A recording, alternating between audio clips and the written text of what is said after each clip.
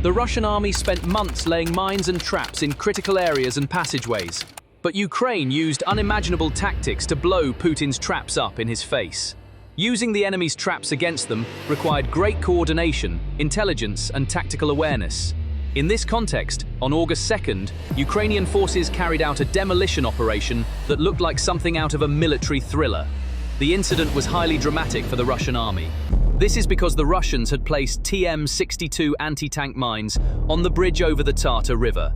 They had prepared to blow up the bridge in the event of a Ukrainian attack in the Bryansk region. They hung nets and set traps to protect the bridge. And in the event of a possible Ukrainian ambush, the Russians would press the button as Ukrainian troops crossed the bridge.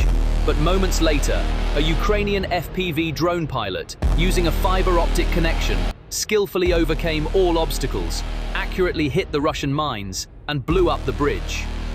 The strike asset selected for the bridge in Bryansk was a carbon fiber-bodied, FPV-controlled 3 to 4 kilograms class kamikaze drone. The 400 to 500 grams of explosive material placed in the front section of the body was insufficient to detonate directly.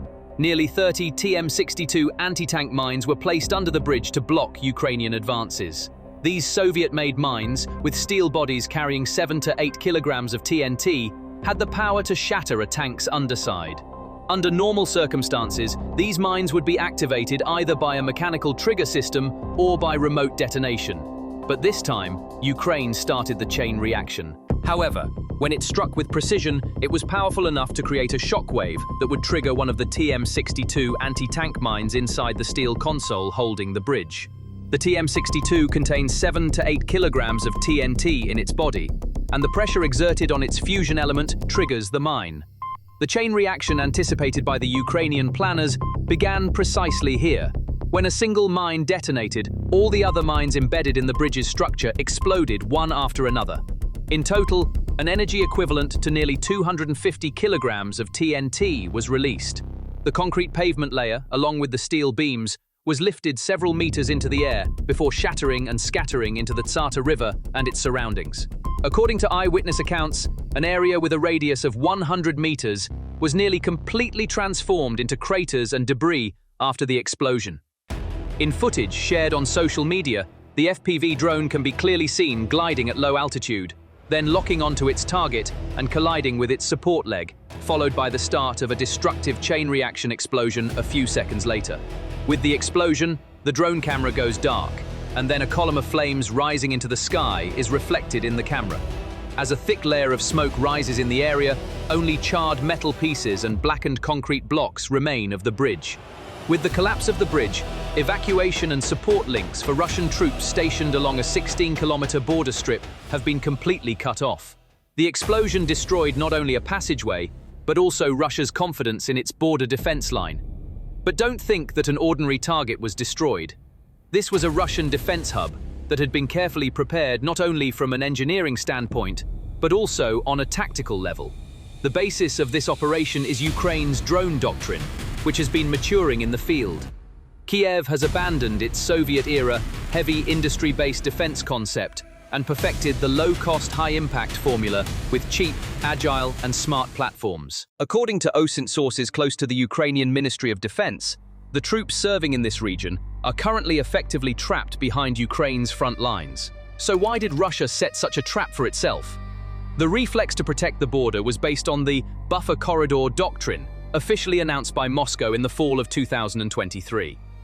Under this doctrine, a series of fixed defense lines were built along the Bryansk, Belgorod, and Kursk regions. The main goal was to stop possible Ukrainian ground attacks before they reached the border and to create a defensive depth within Russian territory.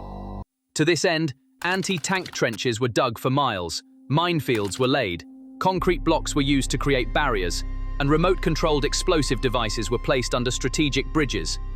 But this defensive architecture also had a weakness. The geographical structure of the region was extremely limited in terms of alternative passages and logistical flexibility. Concrete bridges built over natural obstacles, such as the Tsata River, served not only a tactical, but also a strategic lifeline function. These bridges were indispensable, not only for the passage of military convoys, but also for the advance of armored units, the transport of ammunition and fuel, evacuation routes, and even basic lines to rear logistics centers. The bridge over the Tsata was an absolute choke point due to the inadequacy of the surrounding infrastructure. The dirt roads to the south were muddy during the summer months due to sudden rains, making it impossible for heavy transport vehicles to pass. The forest cover to the north consisted of narrow, sloping slopes unsuitable for armored vehicles. Therefore, the destruction of the Tsata Bridge eliminated not only a transport line, but also the main supply and evacuation corridor for all Russian forces in the region. How Ukraine achieved this cannot be explained by simply flying a drone. First came the intelligence step. Both satellite imagery and frontline intelligence sources were used to map the mine configuration in the area. Civilian-looking, fixed-wing surveillance drones recorded military traffic between the bridge's entrance and exit for a week. Video analytics revealed the times when fuel tankers and armored personnel carriers passed through. Heat map analysis identified the traces of excavation activities carried out by Russian excavators at the bridge's foundation, which helped determine the timing of mine laying. Signal intelligence then came into play, since Russian engineering units used low-power RF firing modules to remotely trigger TM62 mines. Electromagnetic interference patterns were observed in the area. Interference windows confirmed the geographical distribution of the mine array. The final attack plan was drawn up, assuming that there were 3 main drive points on the northwestern leg of the bridge and 1 on the southeastern leg. The target was the corner leg, where at least 2 mines would trigger each other. The FPV drone, equipped with a limited explosive charge, locked onto this leg. The drone's final maneuver, lasting 10 seconds, was designed to move parallel to the ground and then suddenly climb upward, causing the body to strike the underside of the bridge girder. Просим разобраться в данной ситуации. Нам был дан приказ командирам роты. Vladimir Putin is no longer fighting only on the front lines, but also against betrayal within his own ranks.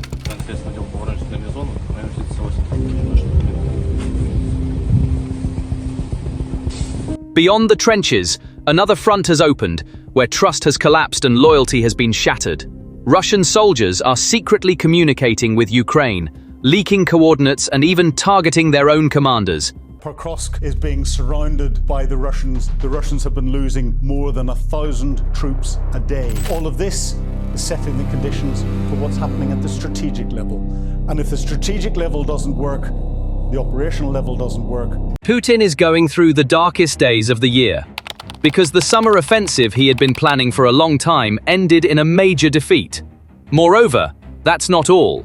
The Russian army was forced to face a heavy Ukrainian counterattack. Could this be a sign that the army is rotting from within? Ukrainian front commander Alexander Syrsky has ordered a tightening of defenses, particularly along the Kamyansky line, in response to increasing pressure from Russia. In accordance with this order, the 210th Separate Assault Regiment and the 118th Separate Mechanized Brigade have launched active counterattacks along the defense line extending to the Orikhiv region. Ukrainian troops are not only defending their positions, but also exerting constant pressure to halt the Russian advance. But amid these clashes, another front has opened that could influence the fate of the war. The psychological and intelligence fronts are more active. A Russian soldier belonging to the 57th Separate Brigade in the Zaporizhia region secretly reported the location of his unit's camouflaged T-62 tanks to Ukrainian forces. Shortly after these coordinates were relayed, the tanks were targeted and destroyed. The tanks were destroyed not only physically, but also as symbols of the Russian army's morale. This is not an isolated case. Numerous reports from the front lines in recent weeks indicate an increase in similar tip-offs. Ukrainian intelligence sources report that some Russian soldiers have begun sharing coordinates of troop movements, armored formations, ammunition depots, and even temporary command centers with the Ukrainian side. This trend is even more pronounced among soldiers newly deployed to the front lines. Some are resorting to sabotage, jamming radio signals, deliberately damaging equipment, or revealing the locations of their positions before surrendering. Алло. Здравствуйте. Добрый день. Это Украина? Да, это Украина. СМС-ка пришла, говорит, если хотите сдаться, говорит, можете позвонить. Да, если хотите сдаться. Western intelligence sources classify regular data leaks from within the Russian army as of the second quarter of 2025 under 5 main headings. These leaks are no longer random, They are disciplined, systematic, and at a level that will affect the fate of the war. The first heading is location data. The coordinates of armored units, artillery batteries, radar stations, and ammunition depots located behind the front lines are being directly transmitted. These GPS or GLONASS-supported locations significantly improve the targeting accuracy of Ukrainian artillery. Now, a Smerch battery is no longer hit approximately, but precisely. The second category consists of planning schedules. Details of defensive fortifications, troop rotation timelines, and position changes prepared within the command structure are leaked as PDF files or direct photographs of command boards. These documents hold not only military but also psychological value. Ukraine knows in advance when and where the opposing side is vulnerable. The third stream focuses on logistics logs. In particular, the barrel numbers of fuel convoys, the routes of transport vehicles, their transit times, and tables detailing daily ammunition consumption rates of units are directly reaching Western centers. This is invaluable data not only for attacks, but also for a wear and tear strategy. The fourth and more internal area is morale reports. Complaints sent by soldiers to their commanders, lists of dead and wounded within units,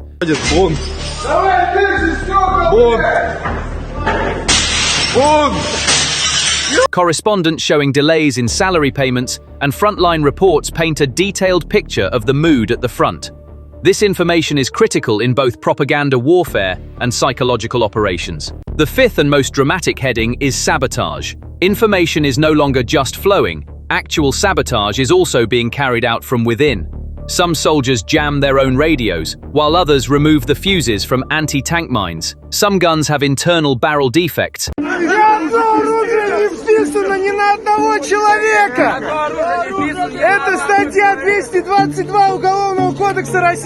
And deliberately created recoil problems. These actions show that the war is being fought not only on the external front, but also on the internal front.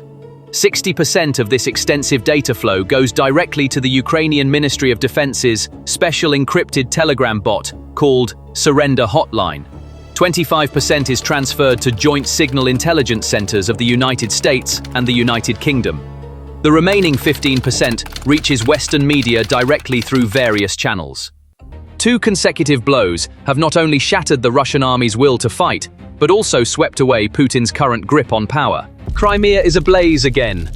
Ukrainian drones struck a military base belonging to the Black Sea Fleet in Sevastopol. A Russian assault boat off the coast of Zalizny port was targeted by a Bayraktar TB2 and sunk. Radar eyes behind the front lines were silenced one by one. These attacks did not occur on the same day, but they all shouted the same truth. No front, no port, and no radar is safe for Russia anymore. So what do Ukraine's sharp and deep moves mean for Russia? At around 3:40 a.m. on August 21st, the rhythm of war in Sevastopol changed once again under the shadow of unmanned systems. Powerful explosions that occurred one after another in the region, considered the heart of the Black Sea Fleet, put Russian command on alert. As thick clouds of smoke enveloped the city skyline, one of the areas where the explosions were most clearly felt was the Cape Fiolant region. Here, powerful tremors that continued throughout the night clearly indicated that the military infrastructure in the region had been targeted. However, local authorities claimed that it was merely a training exercise. NASA satellite images that emerged shortly after the incident, however, corroborated the attack. The images detected a large-scale fire in the area where a military unit affiliated with the Black Sea Fleet was stationed. Thermal traces reflected by the satellite suggest that the target may have been struck from multiple points. Ukrainian sources emphasize that the attack was directed at the headquarters of the Russian Navy. It is known that a unit affiliated with the General Staff of the Armed Forces of the Russian Federation is currently stationed at this facility. Following the attack, short-term security closures were implemented on logistics routes in the region, and movements were brought under control. In terms of command and control, the damage inflicted on the unit's command-focused infrastructure indicates that the strike targeted not only physical, but also functional objectives. The assessment that the assumption of rear area security for units stationed in Crimea has weakened has been further highlighted by this attack. The priority on the ground was to limit the spread of the fire, and prevent critical equipment from causing secondary explosions. This picture shows that risk management has now become part of daily planning in Sevastopol. Footage of a Ukrainian Defense Intelligence unmanned aerial vehicle destroying a Russian assault boat in the Black Sea was released on the same day. The incident took place at the Zalizny port in the Kherson region. The strike was carried out after the target was identified by aerial reconnaissance, its route was fixed, and the appropriate approach geometry was determined. Although the boat was small, such platforms play an important role in coastal surveillance, UAV collection and extraction operations, and mine detection patrols. The neutralization of such a platform reduces the coverage ratio of low-visibility missions along the coastline. Additionally, it increases the risk factors for accompanying elements and makes mission planning more cautious. Although the Ukrainian Military Intelligence Directorate has not officially confirmed the type of UAV, the characteristic details in the combat interface match those of the Bayraktar TB2's typical target detection system. The images of the attack clearly show high-resolution electro-optical zoom, target lock indicators, and laser illumination markers. This suggests that semi-active laser-guided munitions were directed at the target. However, what is noteworthy here is that the General Secretariat of the Ministry of Defense stated that the attack was carried out with a missile. This statement raises a technical debate. The standard munitions configuration of the Bayraktar TB2 is not missiles, but small-sized MAM-L and MAM-C type bombs with gliding capabilities. The MAM-L weighs approximately 22 kilograms, has a 10-kilogram warhead, and is effective up to a range of 8 kilometers. Therefore, the possibility has emerged that a weapon other than this munition, which does not fully meet the technical definition of a missile, was used. The most likely alternative that has come to the fore at this point is the Sirit missiles, also developed by Roketsan and compatible with the Bayraktar TB2. This high-precision weapon system, with a diameter of 70 millimeters, is semi-active laser-guided, effective up to a range of 8 kilometers, and capable of targeting naval vessels. Therefore, it is highly likely that the Russian boat destroyed at Zalizny port was targeted by a Sirit missile carried by a Bayraktar TB2. The single-track railway corridor between Zaporizhia and Crimea was cut off overnight.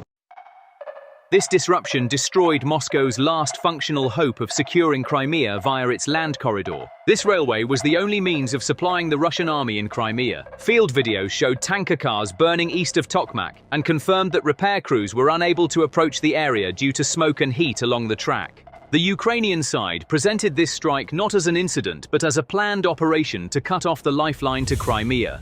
The coordination between Ukraine's 65th Mechanized Brigade and military intelligence units amplified the impact due to the train being loaded with fuel.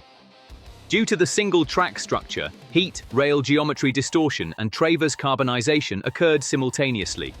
The dependency of the Crimea-bound flow on the Tokmak-Melitopol segment led to the entire plan being disrupted by the burning of a single train. On the day the incident was confirmed, numerous independent reports emerged indicating that the line was not temporarily closed but had been shut down on an operational scale. While Russian planners believed they were dealing with a local malfunction, the reality on the ground revealed that a single-point failure had triggered a chain reaction of delays. This scenario clearly demonstrated that the Crimean supply route had ceased to be a reliable fixed line and had instead become a high-risk route susceptible to disruption at any moment. The closure of this logistical artery segment has weakened the technical basis for Putin's claim that he will ensure a continuous flow of supplies to Crimea by land. This disruption has put to the test the efforts announced to operationalize the land corridor on a permanent basis by 2024 to 2025. Moscow reported opening new or repaired branches along the Mariupol-Berdyansk-Melitopol route and mentioned an uninterrupted railway connection from Rostov to Crimea. In April 2025, the first freight train from the occupied routes to Crimea was announced as a propaganda element. In May, a vision for an expanded network, including a connection to Belarus, was shared, and it was claimed that supplies would be secure by land. However, the bottleneck in this network remained unchanged, with the Tokmak-Melitopol segment continuing as a single-track bottleneck that re-narrowed at the entrance to Jankoy. The attack on August 19th targeted precisely this bottleneck, cutting off the system's lowest tolerance point and maximizing its impact. Therefore, the disruption was not merely the burning of a train, but a proof that the network's actual capacity is not what is on paper. The notion of a railway backbone for Crimea's supply has been reduced to a single point of vulnerability in the face of risks on the ground. Ukraine's planning has established a hit-and-run cycle that exploits this vulnerability. Each time this cycle repeats, Putin's claim to secure Crimea by land becomes more hollow. So how did Kyiv achieve this? Ukraine's railway-centric attack model evolved from strikes targeting locomotives and fuel trains to operations aimed at disrupting the line geometry. Between May and July, a series of trains and traction units were hit along the Tokmak axis, prompting the Russian side to increase roadside security measures.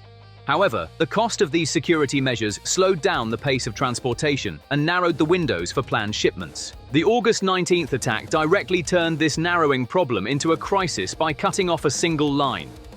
Intense smoke and prolonged burning in OSINT images showed that at least 2 station intervals were blocked. This scale differs from the local explosion, quick repair, continue routine. Here, speed limits become chronic unless track switching, ballast laying, and leveling are done simultaneously. Removing the wagon frames alone requires heavy equipment and time. Therefore, the repair window overlaps with on-site safety risks, and the risk of a recurrence exceeds the nominal schedule. The new standard is not short repair, but long-term risk management. The operational outcome is straightforward. The southern front is dependent on 2 critical supplies, both of which rely on the railway. Fuel and artillery ammunition cannot be transported by road in a safe and fast manner, and even if they could, costs would skyrocket due to capacity and visibility constraints. A standard fuel wagon carries 60 to 66 tons, and a train of 20 to 30 wagons can transport 1,200 to 2,000 tons. To meet this volume with tankers, dozens of vehicles, long convoys, and wide security perimeters are required. Convoys are vulnerable targets for UAV reconnaissance due to thermal, acoustic, and RF signatures.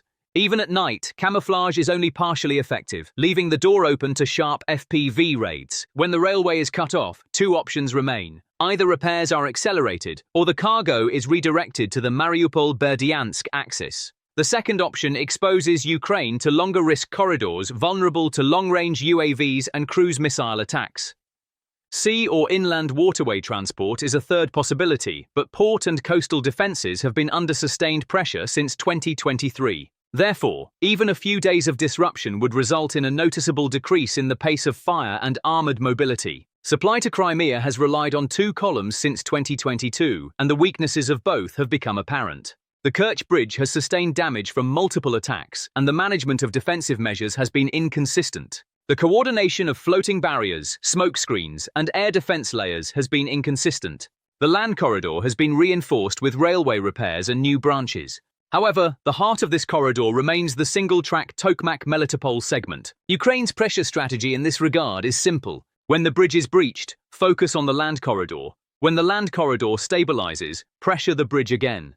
The segment struck on August 19th once again turned the land corridor into the primary risk zone. This synchronization ensures that Crimean supply lines never achieve a fully secure status.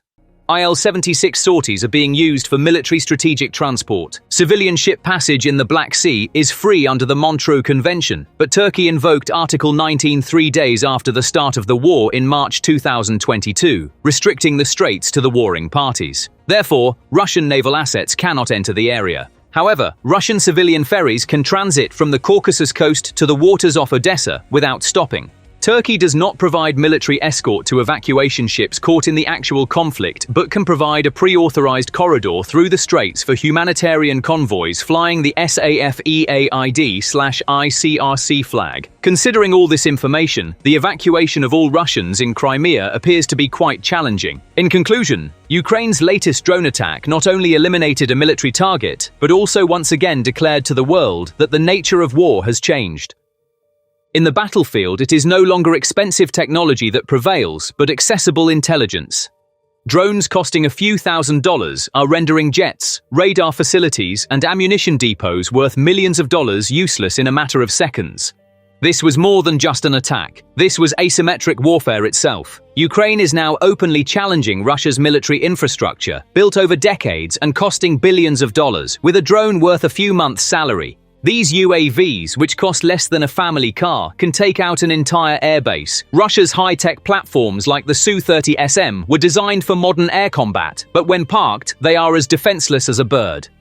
This is where Ukraine's advantage lies. This is not a land grab. The issue now is doctrine, superiority, and who will define the logic of future warfare. Every jet shot down is not just a combat vehicle. It is a blow to the Kremlin's belief that it is superior in war.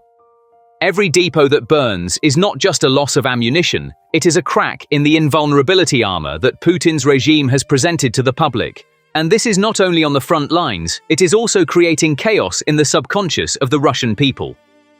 For civilians living in semi-isolated but strategically important regions like Crimea, these attacks mean that areas once considered safe are now targets. Ukraine is no longer a passive defender, it is an active and planned threat. This new strategy, which achieves greater impact at lower cost, proves that war is won not just with weapons, but with time, resources, and psychology. At this point, Kiev has struck not only a Su-30 but also Russia's perception of superiority in the war. The outcome is clear. Ukraine is determined. Its strategy is sharp, and the message is clear. Crimea is Ukraine. Thank you for watching. However, there is another possibility that is even more noteworthy at this point. The Bayraktar TB2 may have been equipped with new ammunition that has not yet been announced to the public. There are various claims that longer range and more effective ammunition has been tested in precision operations against naval targets. Despite these claims, one thing is certain. From an operational standpoint, the message is that missions carried out with low-cost platforms on the sea surface can no longer be considered safe rearguard operations. This strike once again highlighted that maritime approaches around Crimea cannot be protected with passive security measures. Therefore, the low-density links in the sea-to-land targeting chain remain vulnerable. Reports of the destruction of the rare Castor radar station in Crimea pointed to a gap in the low-altitude detection layer. Castor-type radars are portable systems deployed to detect low-flying UAVs and cruise missiles at an early stage. The destruction of this class of radar narrows the early warning window for short-range air defense elements. When the early warning window narrows, the sequence of detection, identification, and engagement is disrupted, increasing the likelihood of delayed response. Given the intensity of low-altitude threats in the attack pattern around Crimea, the impact of these gaps is magnified. Radar loss causes deployed units to rely more heavily on passive sensors and visual warnings until replacements are available. This leads to longer security cycles and increased watch intensity, regardless of whether it is day or night. In addition, it may be necessary to withdraw systems from other areas to compensate for radar losses. This strain weakens defense layers outside the south as well. One important detail to note is that the bridge has been designated a red zone by Russian troops since the first year of the war. There are unmanned surveillance towers and thermal cameras, but most of the night vision algorithms are focused on tracking trucks and vehicles that give off high heat signatures. With its composite carbon body, electric motor, and minimal IR signature, the FPV drone was almost impossible to detect on Russian surveillance screens. When the flight speed reached 120 kilometers an hour, the detection window dropped to 2 or 3 seconds. A very short window for a human operator to react, activate an RF jammer, or relay orders to a drone defense artillery unit. When considering why Russia couldn't prevent this, 3 answers emerge. First, the mine network laid under the bridge falls under the passive defense category. While the mine is under the bridge, the RF trigger cannot be jammed with interference because the activation sensor is triggered by mechanical vibration when the drone collides with it. Second, Russian electronic warfare capabilities were weak near the bridge. EW teams were deployed deeper into the front lines to protect critical radar domes in Belgorod and Kursk. This rural area of Bryansk was primarily a transit point for ground convoys. Air defense was a low priority. Third, the Russian army adopted a modular corridor approach instead of a comprehensive surveillance network, so sensor data does not flow to a simultaneous command center. Each bridge is under the responsibility of a separate unit. Different regiments carry different EW codes. In such fragmented networks, opening a window for rapid reaction is nearly impossible. Looking at the impact of the attack on the front lines, logistical delays are already being felt. Russia was moving an average of 300 tons of fuel and ammunition per day through Bryansk before the bridge was destroyed. In the first 48 hours after the explosion, shipments fell to almost zero. Alternative routes offer 2 different bypasses, via Klintsy in the north and around Starodub in the south. But both routes are longer and have been marked as sensitive areas since previous Ukrainian drone attacks. The first figures included in ISW's daily frontline report indicate that approximately 5 Russian units have shifted positions along the Bryansk border under the pretext of a tactical withdrawal. In reality, this is not a withdrawal, but an inability to hold positions due to supply shortages. If the fuel convoy cannot arrive, the 6 soldiers inside the BMP-3 cannot maintain the fire support line. When ammunition trucks are delayed, it becomes impossible to defend 122mm artillery positions with AK-74 rifle fire. The psychological impact is even more intense. Russia frequently uses the concept of a deep rear in its propaganda. Regions close to Moscow, key bridges behind the front lines, and major railway junctions are claimed to be under absolute protection, out of reach of Ukrainian drones. The destruction of bridges has undermined this claim. Images shared on Russian social media by relatives of soldiers show not only bridge debris but also armored convoys diverted onto side roads. The question, "Why are our mines exploding on us?" has been trending on social media. The economic impact extends beyond Bryansk. The bridges in the border region are the arteries of the north-south logistics axis stretching from the Caucasus to St. Petersburg. When this route is cut off, additional strain is placed on railway traffic between Rostov and Donbass. Railway transportation accounts for 70% of Russia's total military logistics. The destruction of a bridge may seem like a minor setback at the macro level, but if we consider the series of events that took place at the same time, with oil depots burning in Sochi, a tanker station being hit in Volgograd, and a fuel train exploding on the Rostov-Salsk line, the cost multiplier grows. While the cost per UAV ranges from $5,000 to $25,000, repairing a concrete bridge can cost $4 million to $5 million. When multiplied by fuel supply delays and armored repair bills, the damage adds up to a staggering figure. The attack also stands out as a textbook example of Kiev's deep strike logistics disruption strategy. This strategy is based on a 3-tiered attack architecture. The first layer consists of low-cost but high-impact continuous drone attacks. FPV and fixed-wing kamikaze UAVs are sent in waves to targets behind the front lines. These attacks are often carried out with decoy UAVs to confuse air defenses and force them to overreact. As a result, the Russian defense system becomes unable to distinguish which threats are real. The second layer is the precision strike phase, where high-precision guided munitions come into play.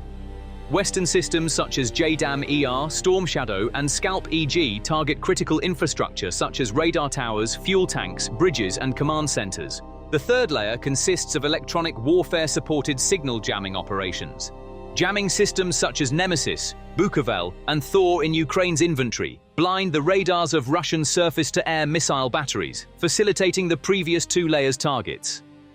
This 3-tiered structure was applied exactly in the attack on the bridge over the Tsata River in Bryansk.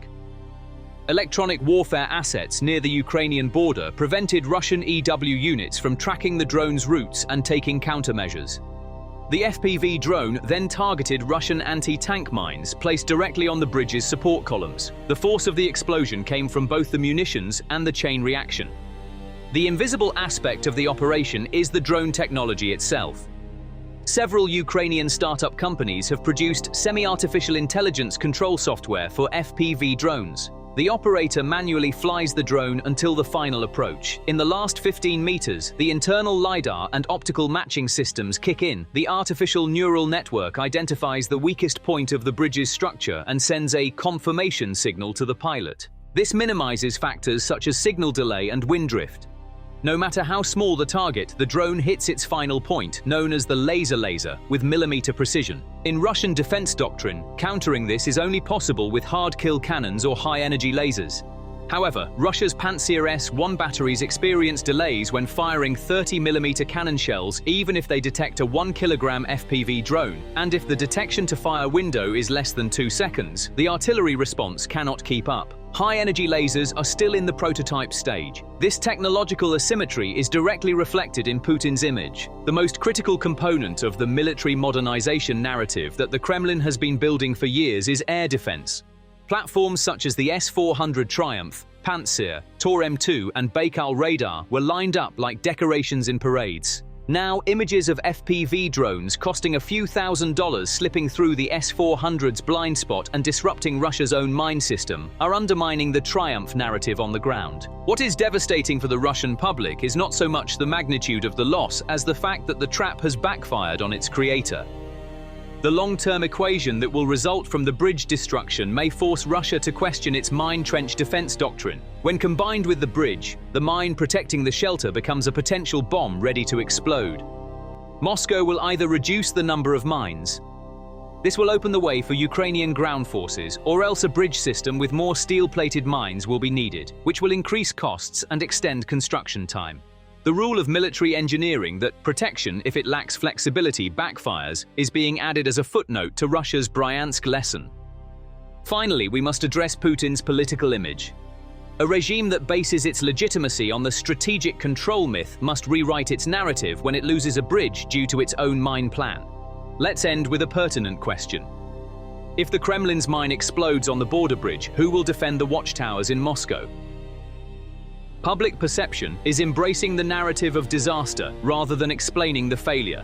Russian history is familiar with the smell of gunpowder from military mistakes, from the Afghanistan trauma to the Chechnya fiasco. But this time, the mistake is not exploding on the front lines, but in the backyard. The smell of gunpowder at home is too strong to be suppressed by any propaganda. The destroyed bridge in Bryansk is not just a pile of concrete and steel. It is a living monument to the defeat of a costly legacy of defense by a wave of cheap and clever attacks in the old-new war equation. Ukraine made Russia pay for this with an FPV drone. Russia fell into the trap it had set by laying mines. The war will continue, but now everyone knows that the side that can bomb the red lines on the map, not on the battlefield, will win the game.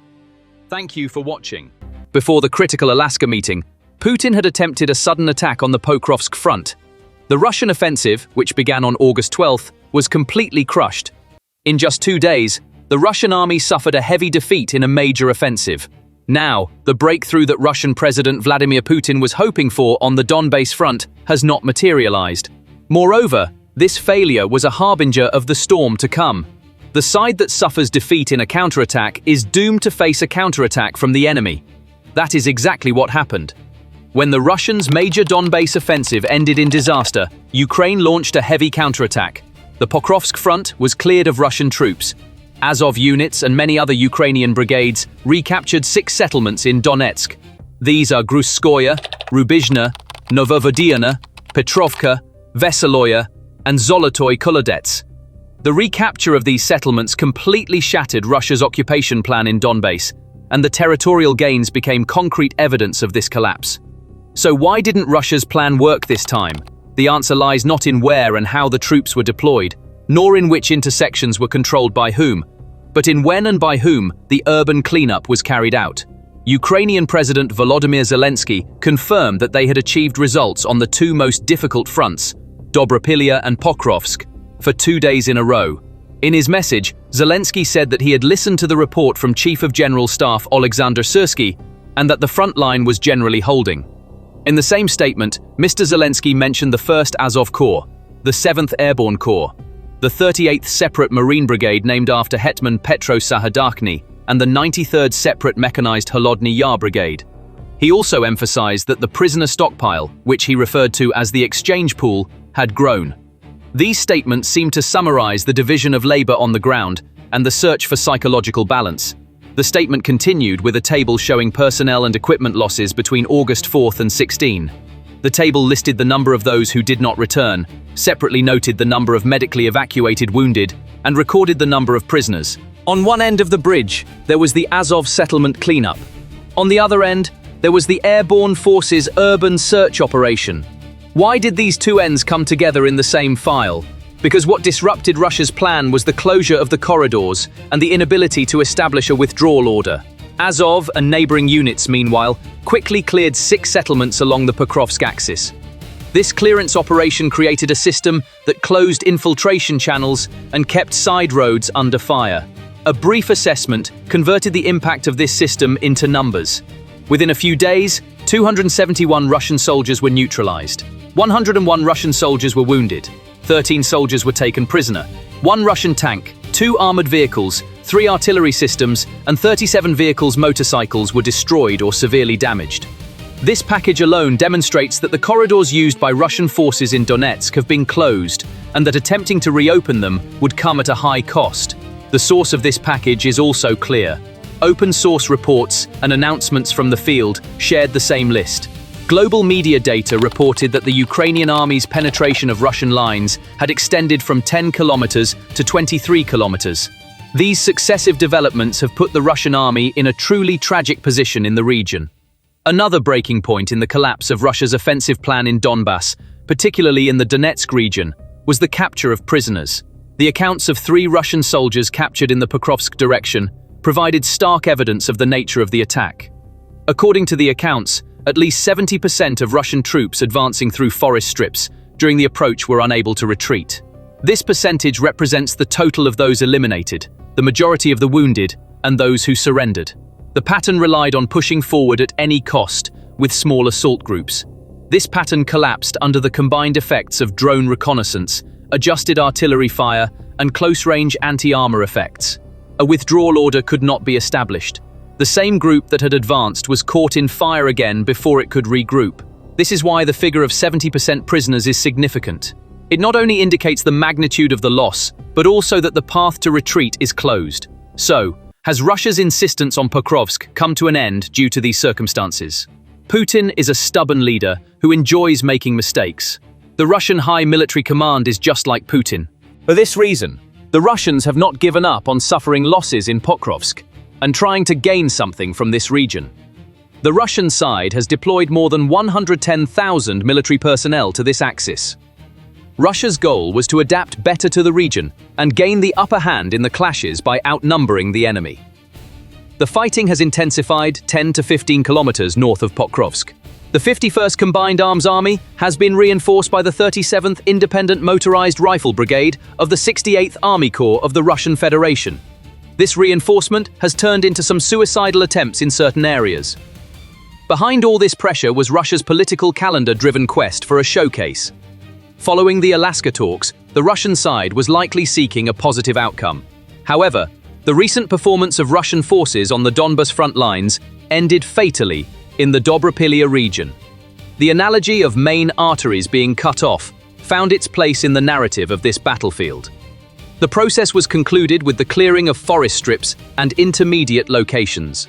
The protrusion that grew with deep state warnings turned into a closed file within a few days. This series widened the gap between the plan and the reality on the ground. What is the reason behind this betrayal? It is difficult to explain the process leading Russian soldiers to turn their backs on their commanders and their state with a single reason. But behind the cracks on the front lines, 5 fundamental factors stand out. The first factor is a lack of trust in the chain of command. Since the harsh winter of 2024, at least 8 regional commanders have been dismissed. Although the official reasons given are corruption or military indiscipline, the reaction on the front lines is different. Officers believe that the chain of command is no longer shaped by the demands of war, but by political balances in Moscow. The perception that orders are political rather than military in nature is eroding trust in the command structure. The second factor is a logistics and resource crisis. By the summer of 2025, ammunition and fuel supplies had caused serious disruptions on the front lines. Starting in June, some units were reported to have been without artillery support for an average of 4 to 6 hours a day. In a war where their own artillery is silent and fuel supplies are delayed, the soldiers' morale is rapidly declining. What often comes at the expected time of support is only silence. Mobilization fatigue also triggers betrayal. Most of the new soldiers sent to the front with the third wave of mobilization were conscripted without the slightest idea of the nature of the war. Sent directly into combat after less than 2 months of accelerated training, these soldiers' perception of reality is based on short videos they watch on social media. The conflicting content they are exposed to on social media platforms triggers a reflex of questioning rather than propaganda. We must also mention the climate of conspiracy and fear. Disciplinary processes within the Russian army feed the perception that they are being sacrificed on the front lines. By mid-2025, over 1,000 soldiers had been brought to court on charges of insubordination and desertion. These trials have become a kind of warning, especially for those serving on the front lines. A soldier who sees his own officer arrested simply for opposing him now fears not only the enemy, but also the system itself. Finally, family pressure and insecurity are also fueling betrayal.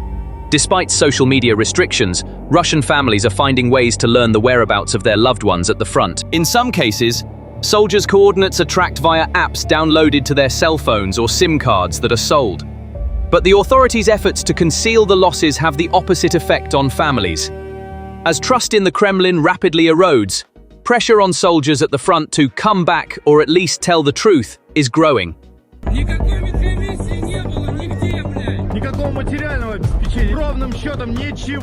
Putin is facing a terrifying reality.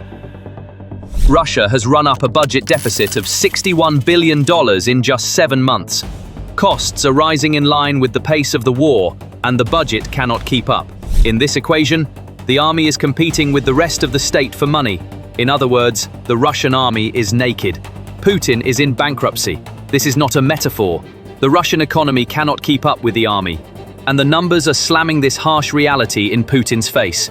On the one side, Ukraine is constantly targeting the Russian economy's arteries, and on the other, sanctions from the West are like a long-term paralysis.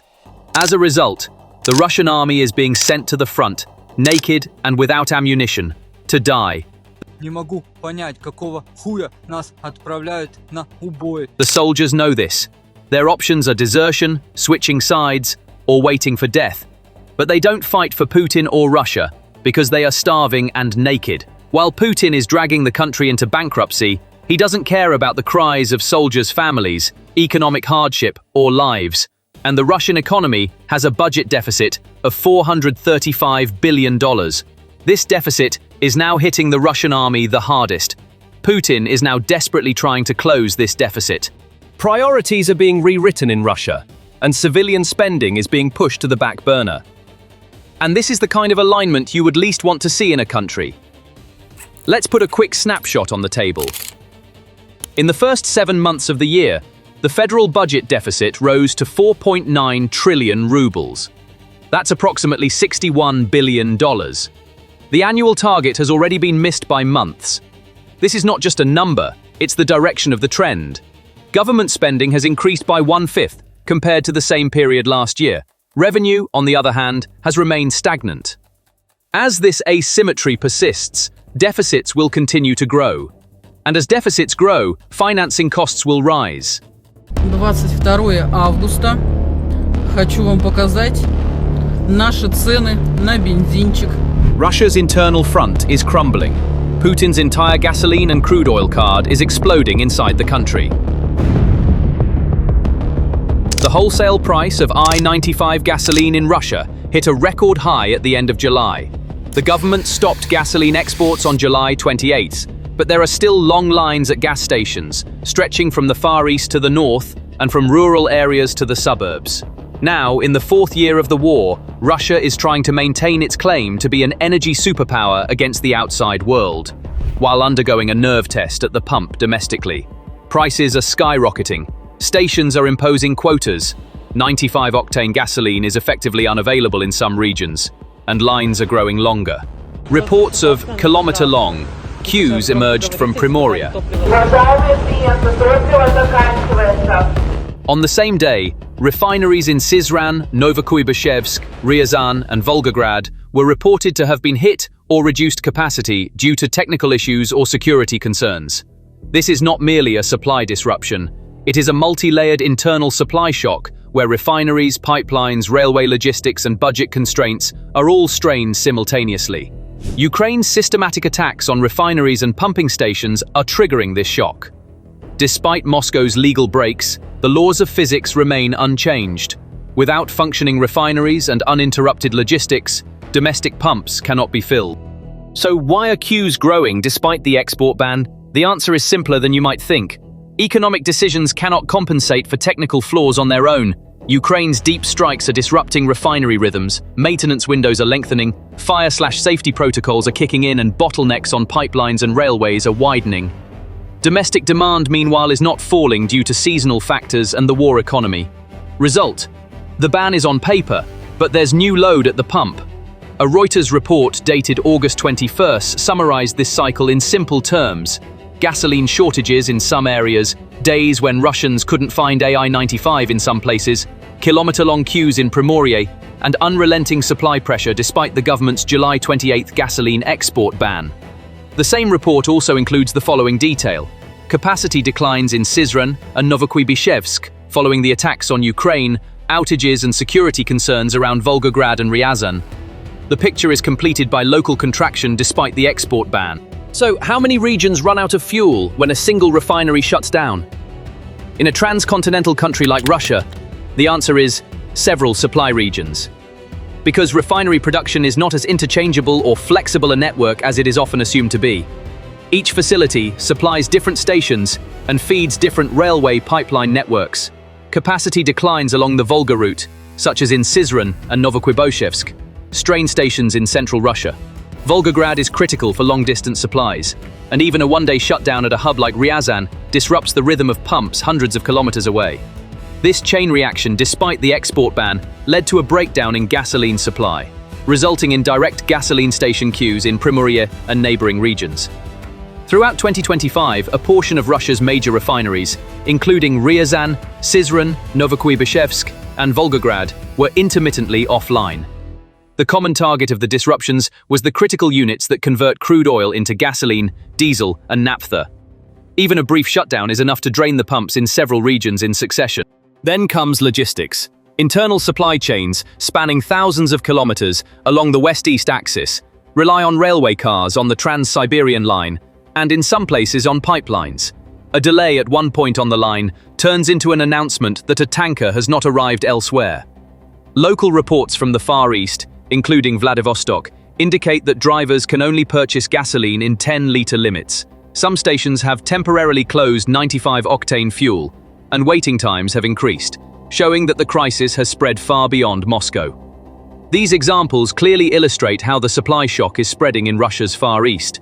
Meanwhile, Ukraine has targeted Druzhba 3 times in a row. Every load that arrives here puts additional pressure on Russia's domestic market. How can a single attack disrupt the rhythm of half a country? The pipeline is the key here. The western branch of the Druzhba system is part of both the flow to Europe and the internal transfer system. The Unica pumping station on this line was temporarily shut down after an attack. Following the third attack on the Onecha pumping station near Bryansk, Ukraine, on August 22nd, the suspension of flows to Hungary and Slovakia via the Druzhba pipeline has heightened the risk for Moscow in terms of both its external obligations and internal balancing. Even a one-day delay in external flows requires a complete overhaul of shipment plans. Every barrel redirected inward cannot simultaneously feed the railway pipeline backbone. In such a scenario, the government prioritizes allocations for the military and defense industry, leading to longer queues at civilian stations. The suspension of flows became even clearer with the Onecha attack. While such disruptions may appear to hit trade, the real impact is felt in the domestic market, because priority always goes to the military and strategic assets in times of crisis. Let's quantify how many stations a single refinery shutdown would darken. Syzran and Novokuybishevsk carry the load of the Samara basin. When they falter, the Volga line shifts to secondary sources. Volgograd plays a frequently deployed buffer role. If the rhythm is disrupted here due to breakdowns, fires, or security issues, the south-central artery constricts. Ryazan is a nerve center for the Moscow region. A one-day slowdown there directly translates into delays for the city's suburbs. The export ban leaves more gasoline on paper for domestic use, but the reality is that if tankers, railways, and pipelines fail to deliver this gasoline to the right stations on time, the ban does not translate into gasoline at the pump. Why aren't prices falling? The wholesale price of AI-95 reached a record high of 76,293 rubles per ton by the end of July. This is a price signal of a supply shock. The ban alone is not enough to reverse the price curve. For the ban to work, refineries must operate, logistics must flow, hoarding must be discouraged, and regional imbalances must be addressed through rapid shipments. For domestic prices, even wholesale prices, to decline, refinery uptime is required. This is not easily achievable amid the triangle of airstrikes, fires, and maintenance. There's a ban, no gasoline, and queues. Let's analyze the politics of this three-part scenario. When the Kremlin announced the gasoline export ban on July 28th, it presented it to the public as a precautionary measure. But what did the operators on the ground know at the same time? They knew that the repairs to the damaged, malfunctioning refineries could not be completed in the short term. that some lines would operate slowly due to security protocols, and that the supply of spare parts and experts would be delayed due to sanctions. The tomorrow message displayed on station screens therefore did not carry the same meaning in every city. In some places it meant one day, in others a week. What does the supply-demand curve tell us? Half of Russia experiences low temperatures for most of the year. This is not just about household fuel, but also winter logistics. Diesel and gasoline stocks are transported via frozen river and lake routes, seasonal roads, and the only supply window for remote settlements. A queue at the start of summer is merely annoying. A queue at the start of winter disrupts life. That's why every disruption seen in July and August disrupts planning for September and October. Declining stocks, delayed tankers, burning or stalled units compound the problem in November and December.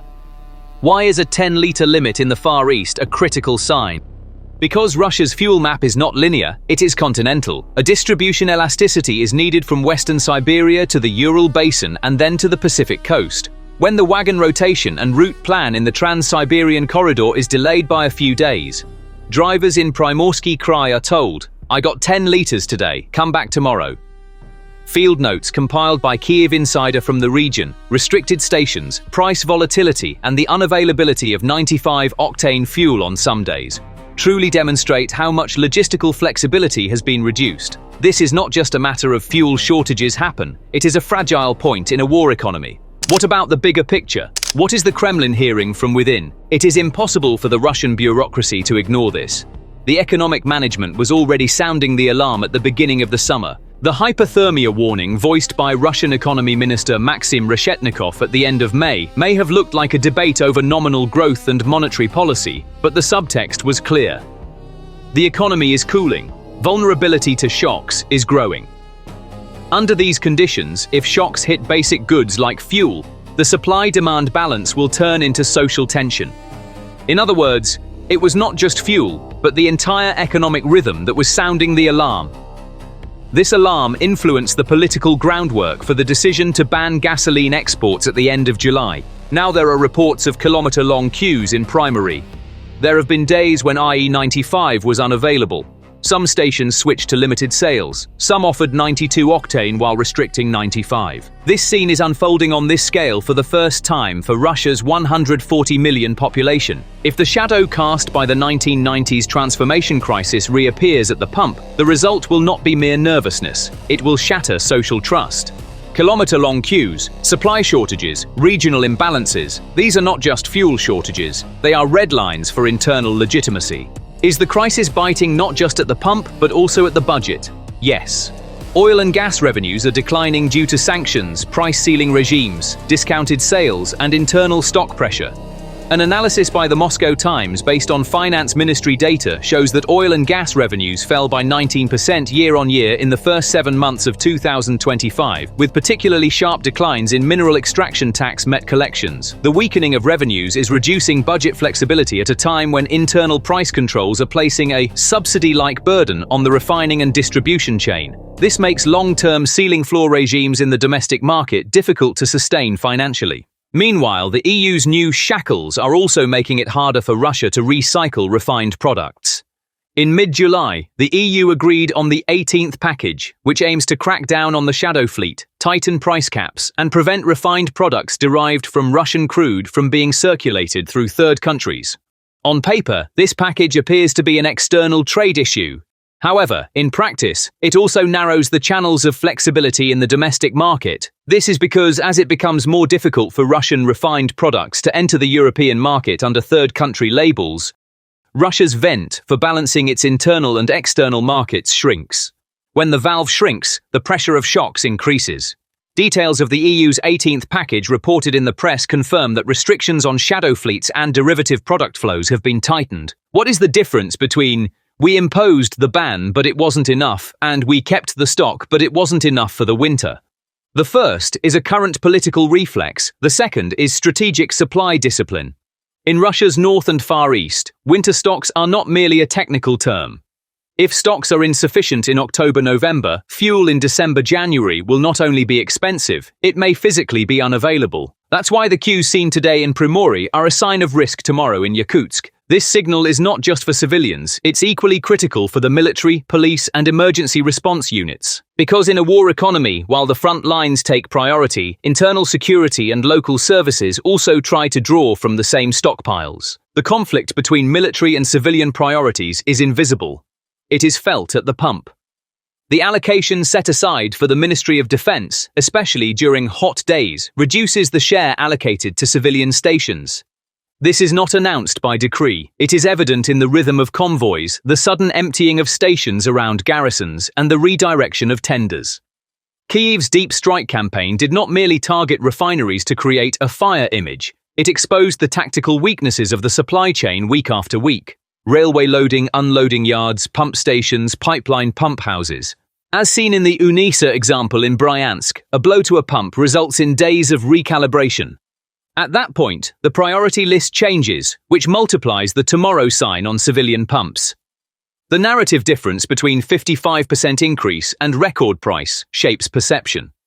While the financial press reports that II-95 has risen by over 50% since the beginning of the year, drivers on the road live by the instant figures on the sign. The fact that wholesale prices have reached record levels does not necessarily mean that the station will change its shelf price in the short term. However, it does affect replenishment costs and the station's decision to impose restrictions. So if the station's hose isn't running empty, drivers feel the economy bare.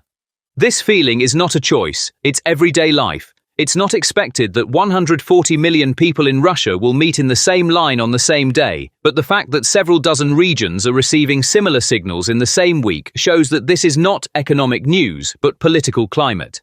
Queues are a trauma inherited from the 1990s. Their meaning is significant in the memory of those in power. That is why the July 28th ban was a verbal assurance. But as long as the global market and local mistakes do not allow it, the message at the pump cannot be changed. Russia has banned gasoline exports, but gasoline shortages and long queues continue in parts of the country. If pump station strikes and refinery shutdowns continue, as in Bryansk, the export ban will be extended, but the queues will not shorten. Moreover, Russia has seen this movie before. The government has kept on the agenda the extension of some restrictions until February 2025 and the continuation of export restrictions on producer companies. Turning down the export tap alone did not fill the pump because the pipeline and refinery are not breathing in unison. Overlay the EU's new framework on this picture. Squeezing the shadow fleet, restricting the entry of products derived from third-country refineries into Europe, and tightening price-ceiling discipline will reduce the breath Russia can take in the external market. The 18th package summary clearly outlines restrictions on the shadow fleet and derivative refined products. This narrows the flexibility valve seen in the domestic market balance. What we call an internal explosion is exactly this. In an economy of 140 million people, gas stations come before grocery stores because they are essential for commuting, ambulance routes, fire department access, and the final link in logistics chains. If the queue starts here, it won't end anywhere else. So where does all this squeeze Putin? First, economic warnings were already on the table. Reshetnikov's hypothermia metaphor in May signaled that growth was cooling and that policies were vulnerable to a double shock. This is not a winter debate. It is a warning of an engine that won't warm up when the fuel shock began in the middle of summer. Second, domestic disruptions were known when the export ban was imposed at the end of July. The wholesale price of IE95 hit a new record that same week. Third, in the third week of August, Reuters reported on queues, shortages, and hit refineries in the same paragraph. This is field confirmation. When these three lines converge, the Kremlin's remaining policy maneuver is to manage the price and accelerate the security repair chain. But these could backfire at any moment depending on Ukraine's deep strike timeline. So what will Russia face heading into winter? Refinery uptime, pipeline railway security, replenishment frequency per station, and regional symmetry. Uptime means the speed of repairs. Speed means the availability of spare parts and experts. Experts are more expensive and slower under sanctions.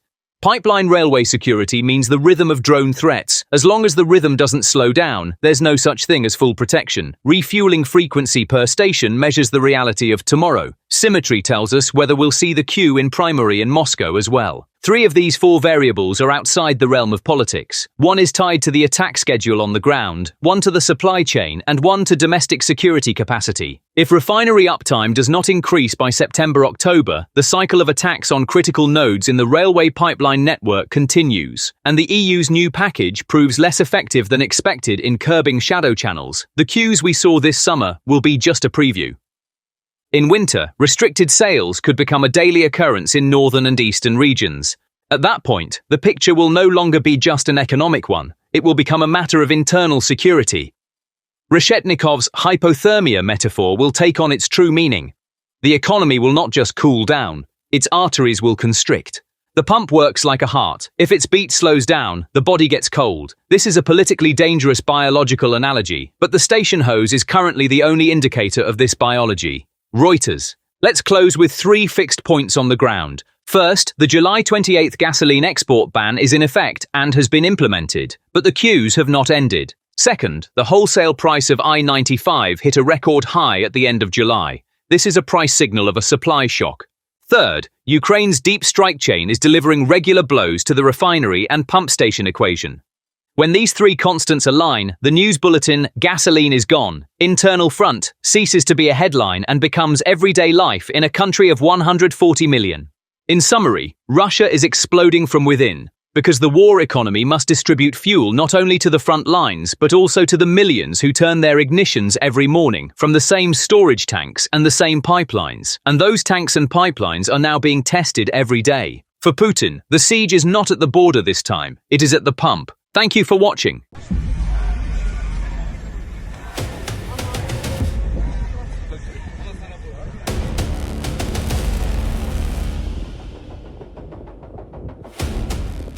Ukraine has dealt a major blow to the Russian Air Force.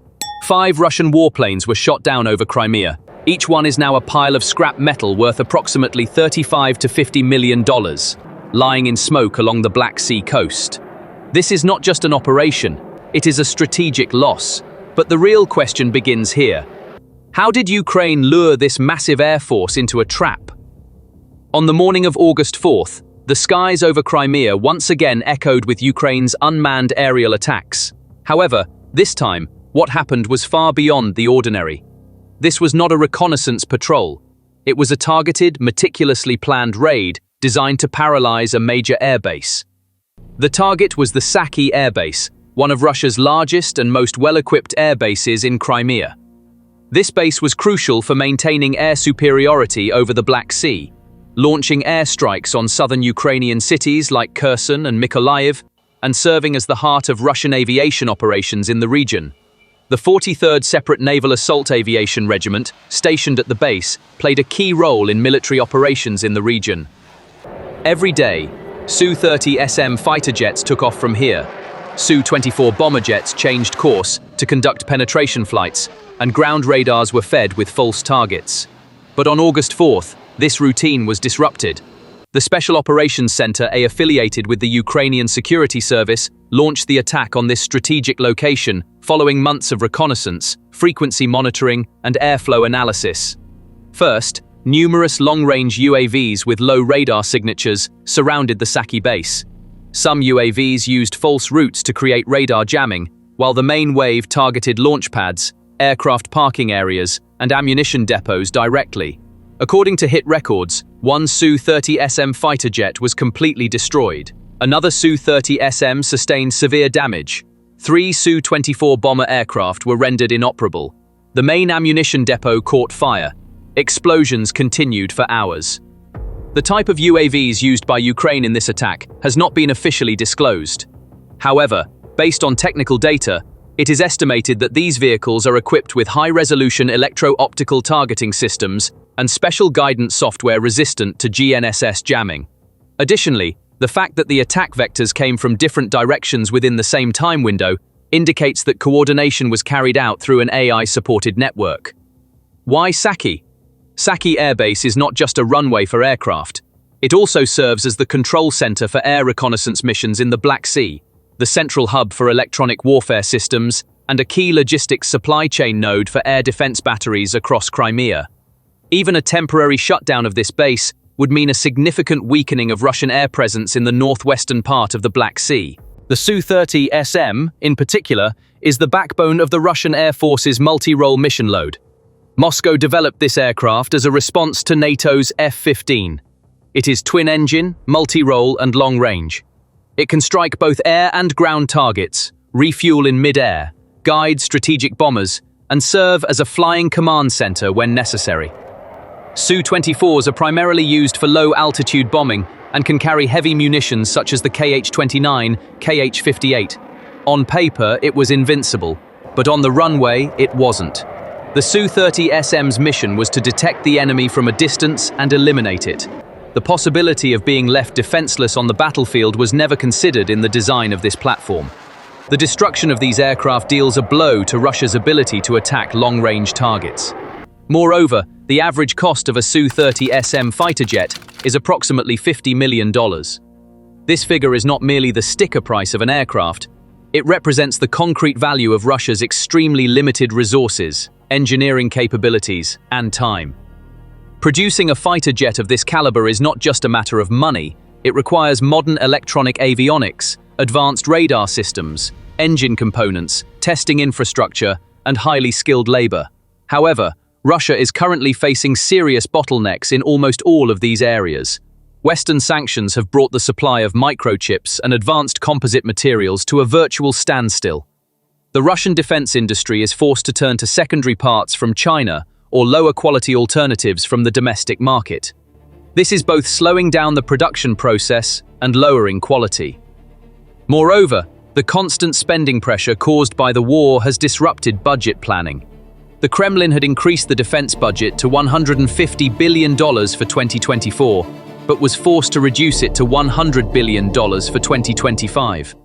This decline weakens the ability to establish new production lines and disrupts the maintenance and repair cycles of existing lines.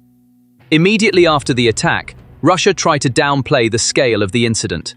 However, the fires were clearly visible in satellite data published by NASA's FIRMS system. Leaked civilian videos showed flames reaching nearly to the runway boundaries. The immediate closure of the Kerch Bridge to traffic, along with air defense alerts in Feodosia and Simferopol, highlighted the scale of the panic. Traffic on the Crimean Bridge came to a complete standstill. The queue of vehicles stretching toward the Taman Peninsula reached a record density of over 30 kilometers. Drivers were unable to move for hours. According to a statement from the bridge's press service, around 2 a.m., 1,850 vehicles attempting to enter the bridge from the Taman side were in line for manual security checks. The waiting time reached up to 5 hours. At the same time, 349 more vehicles arriving from the Kerch direction were waiting for security checks. The process on this route was faster, taking approximately 1 hour to complete. However, scanner checks took up to 7 hours in some cases. By 4 p.m., the congestion had decreased slightly. The number of vehicles in the queue dropped to 1,400, and the waiting time fell to 4 hours. Nevertheless, traffic flow in the area has almost completely come to a standstill. Authorities have stated that the delays in scanning are due to increased security concerns. In particular, Ukraine's long-range drone attacks in recent days have prompted Russia to tighten manual checks at critical infrastructure points. The Crimean Bridge is one of the places where these measures are most severely felt. The psychological repercussions of this demonstration are the other side of the coin.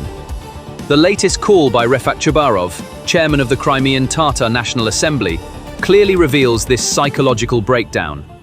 Chubarov said that civilians who came from Russia and settled in Crimea illegally must leave the peninsula immediately, and he recorded his message in Russian to directly target the occupiers.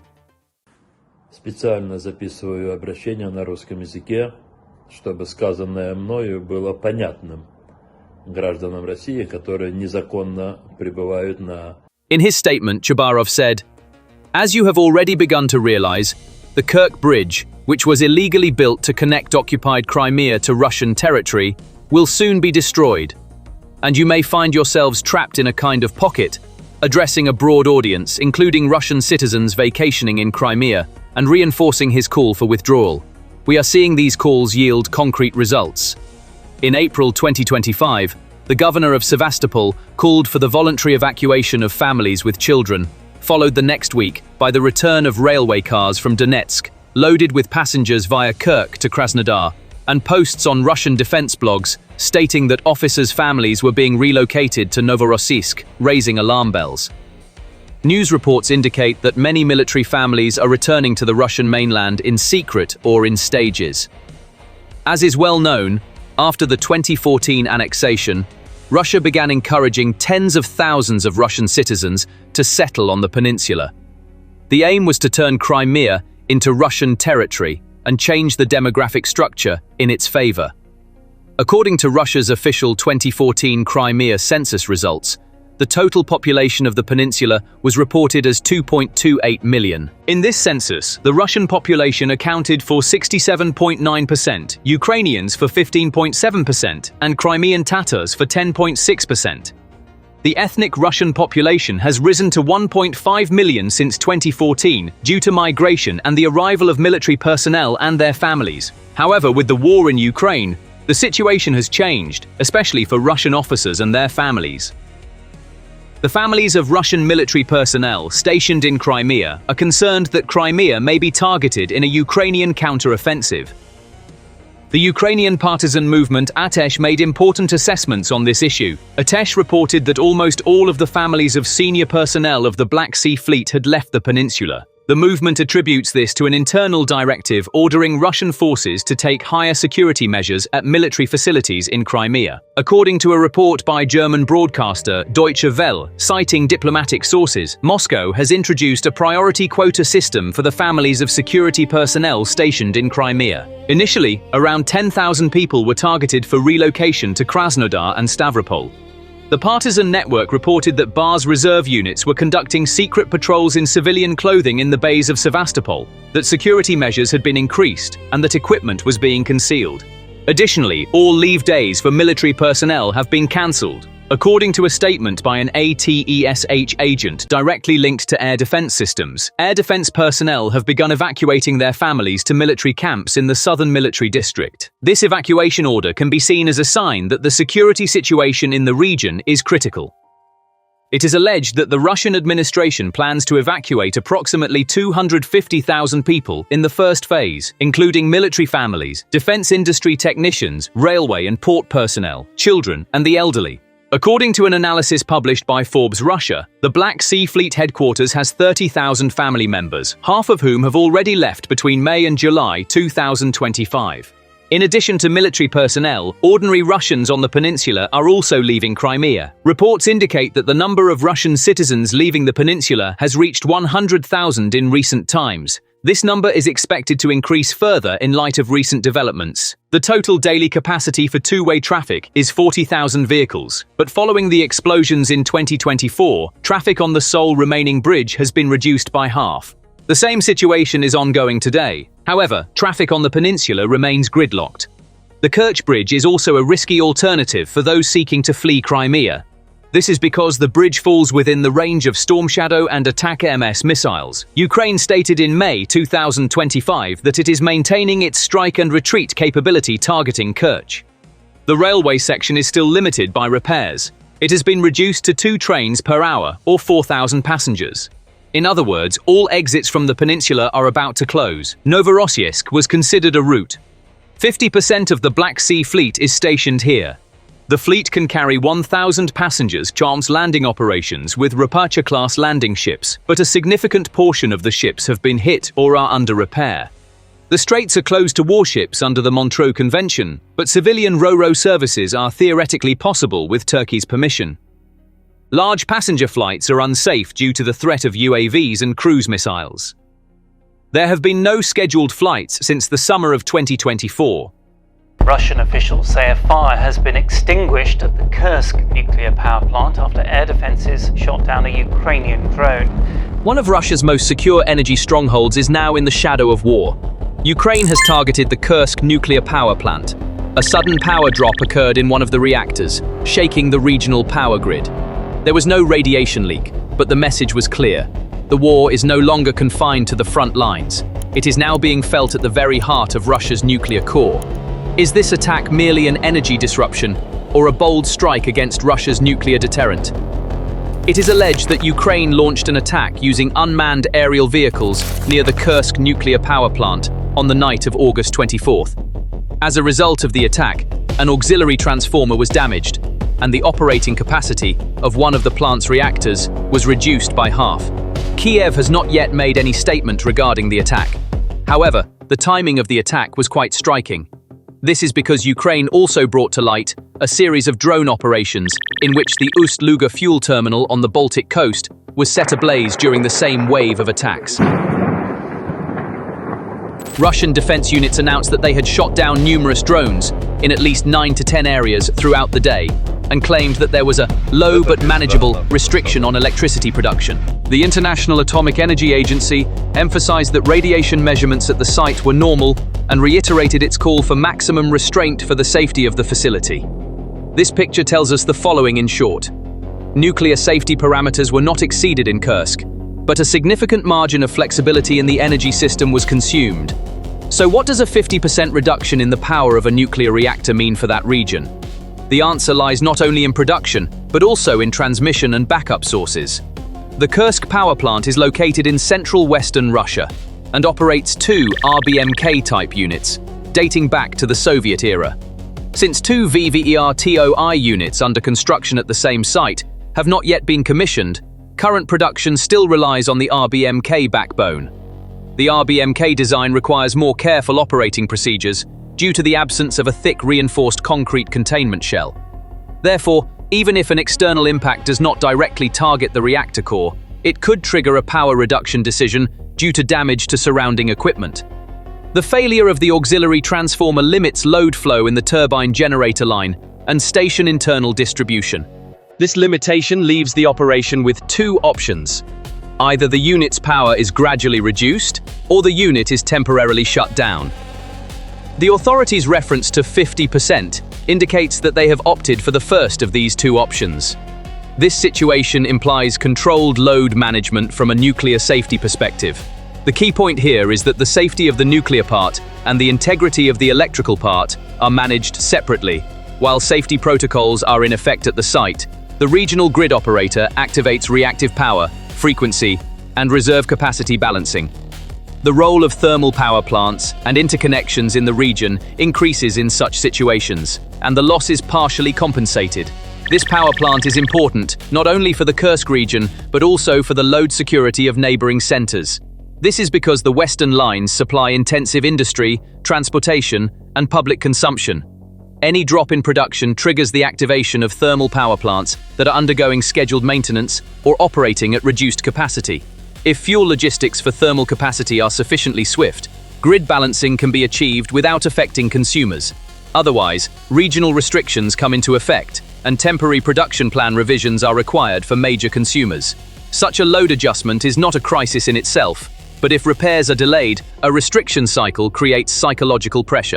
Commercial consumers may exacerbate this pressure through precautionary stockpiling and production shifts, and the local economy feels this quickly. Therefore, the technical team's goal is to quickly complete electrical mechanical inspections of transformers and bus bars and return to normal operation. Every day that repairs are delayed, fuel supply and maintenance plans are updated in a chain reaction.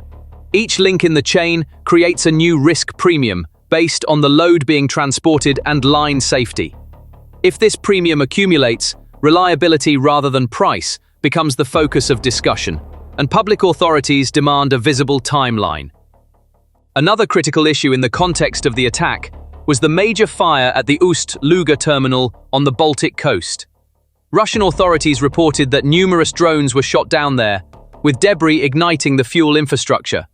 The fact that flames at Novatek's fuel export hub took hours to bring under control highlighted the dual pressure on the energy supply chain. On one end, the nuclear backbone supplying the internal grid was partially taken offline, while on the other, fuel exports generating foreign currency were delayed. This dual pressure could force the Russian leadership to once again choose between domestic supply priority and export revenue in the short term. The energy security ledger was written in thicker ink that night as insurance, freight, and security costs surged.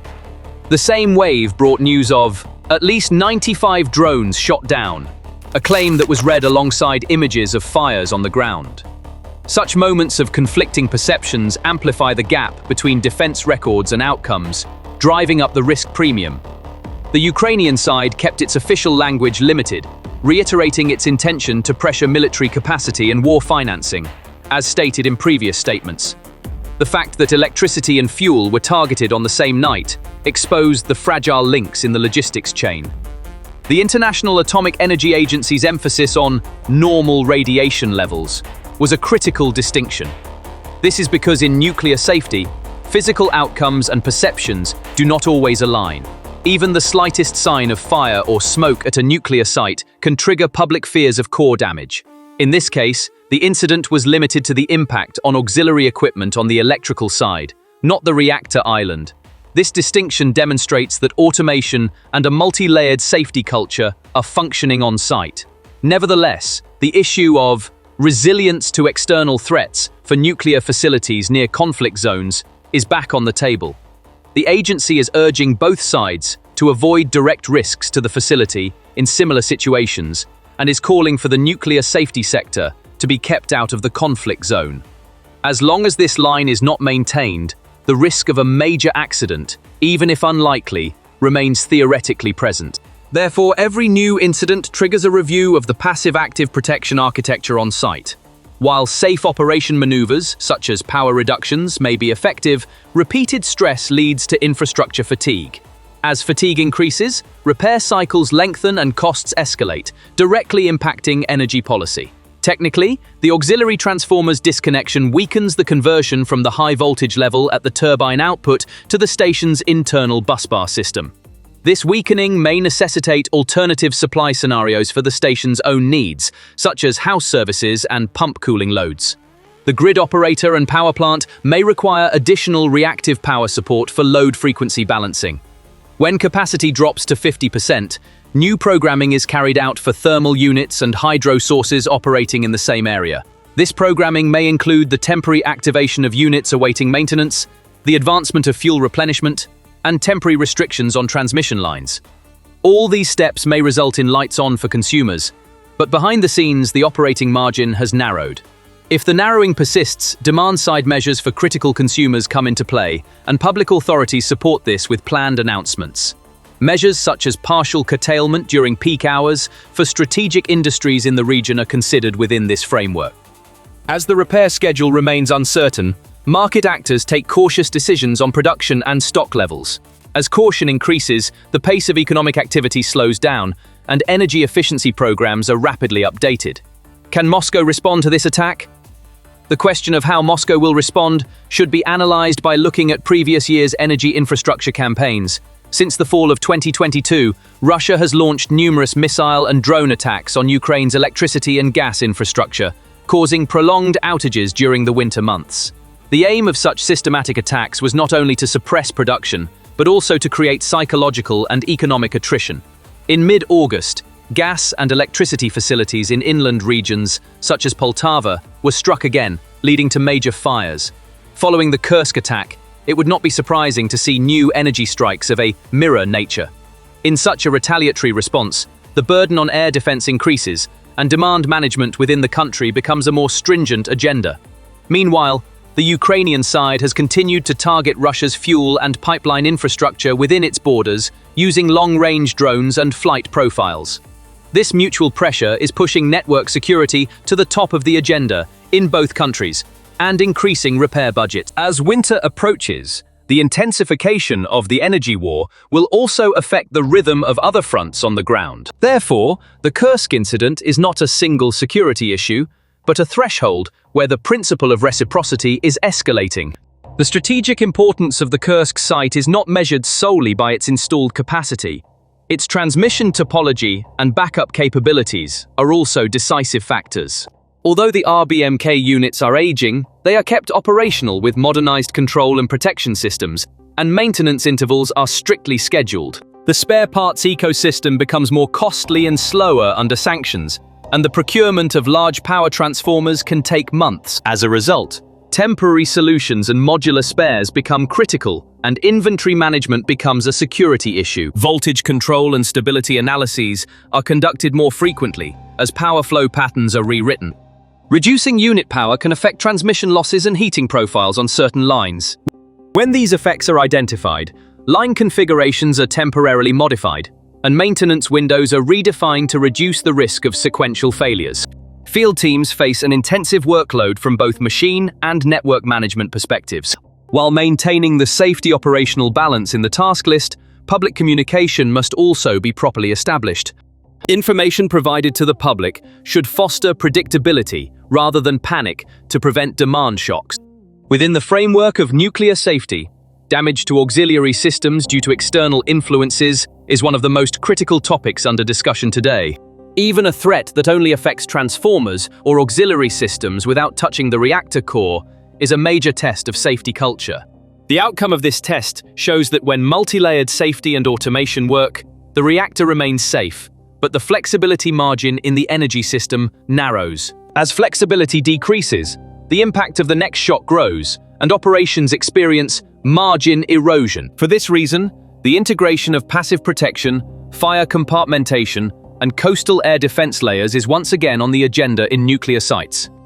The drone parts that fell onto the site and external activities in Kursk's recent past were already warning signs. The agency's visits to the site and its reports serve not only as diplomatic, but also as technical feedback in this context. Each report also provides a roadmap for addressing vulnerabilities on the site. However, as long as the dynamics of the conflict remain unchanged, it would be unrealistic to claim that the risk has been eliminated. Therefore, security investments and political risk management must be carried out in parallel. The geopolitical implications of the attack are also clear. This is because nuclear infrastructure is seen as a symbolic target that directly affects the psychology of war. The name Kursk is often associated with Chernobyl in public discourse. And although these comparisons are technically inaccurate, they shape public perception. As perceptions rise, decision-makers become inclined to send strong messages, and calls for retaliation increase. These voices sometimes exaggerate the real risks on the ground, and sometimes push them into the background. In reality, this incident should be measured in terms of system resilience and access to repair. As resilience increases, the impact of similar attacks decreases and public psychology calms down.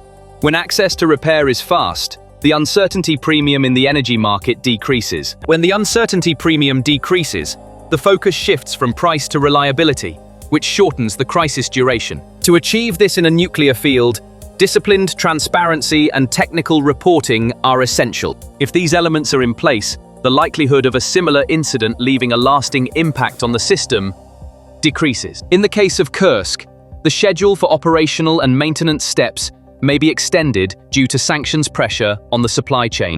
High-voltage transformers, protective relays, large busbar components, and fire safety equipment are not readily available. Even if they are available, logistics and customs processes extend the repair window and increase costs. This cost creates new gaps in the cash flow of energy companies and requires budget revisions. Budget revisions delay investment programs and change the priority of safety investments. As priority shifts towards safety, production growth targets take a back seat.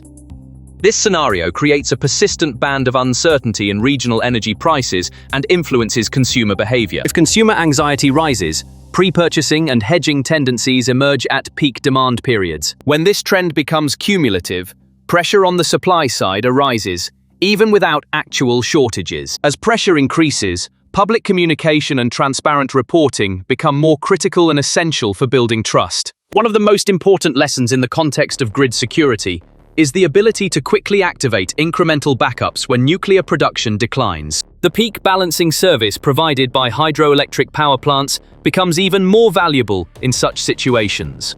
If thermal power plants have uninterrupted fuel logistics, voltage profiles and frequency stability can be maintained. However, if there are constraints in gas or coal supply, it becomes difficult to compensate for nuclear outages. This risk requires the rebalancing of planned maintenance windows throughout the year. When maintenance windows overlap, grid stability is at risk and limits narrow. This narrowing reduces the single fault tolerance and amplifies the impact of a second shock. The power outage in Kursk was manageable on its own, but as the duration increased, margins eroded. The erosion of margins alters regional price and delivery behavior, if not nationwide. Therefore, planning discipline is as essential as technical repairs to prevent the risk from growing.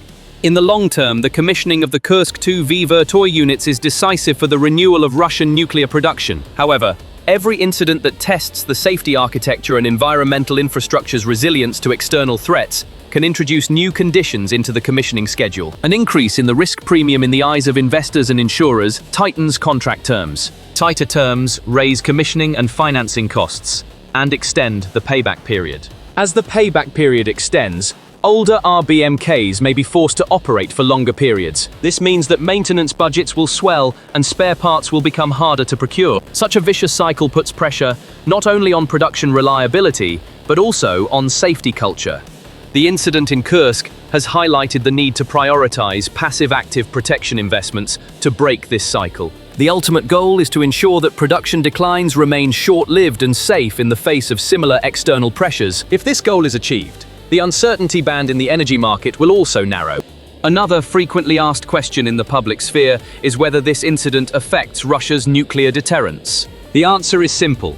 A decline in civilian nuclear production infrastructure is a different matter from strategic nuclear forces. However, it has a symbolic impact because the word nuclear is perceived by the public as a single entity. If perceptions are not managed, foreign policy and security rhetoric will harden and give rise to new risks. This is why it is important to keep technical facts and political messages aligned. In the Kursk example, it must be clearly explained that the safety systems worked, radiation levels were normal, and the reactor was safely shut down. This narrative prevents panic both internally and externally and does not exacerbate the crisis.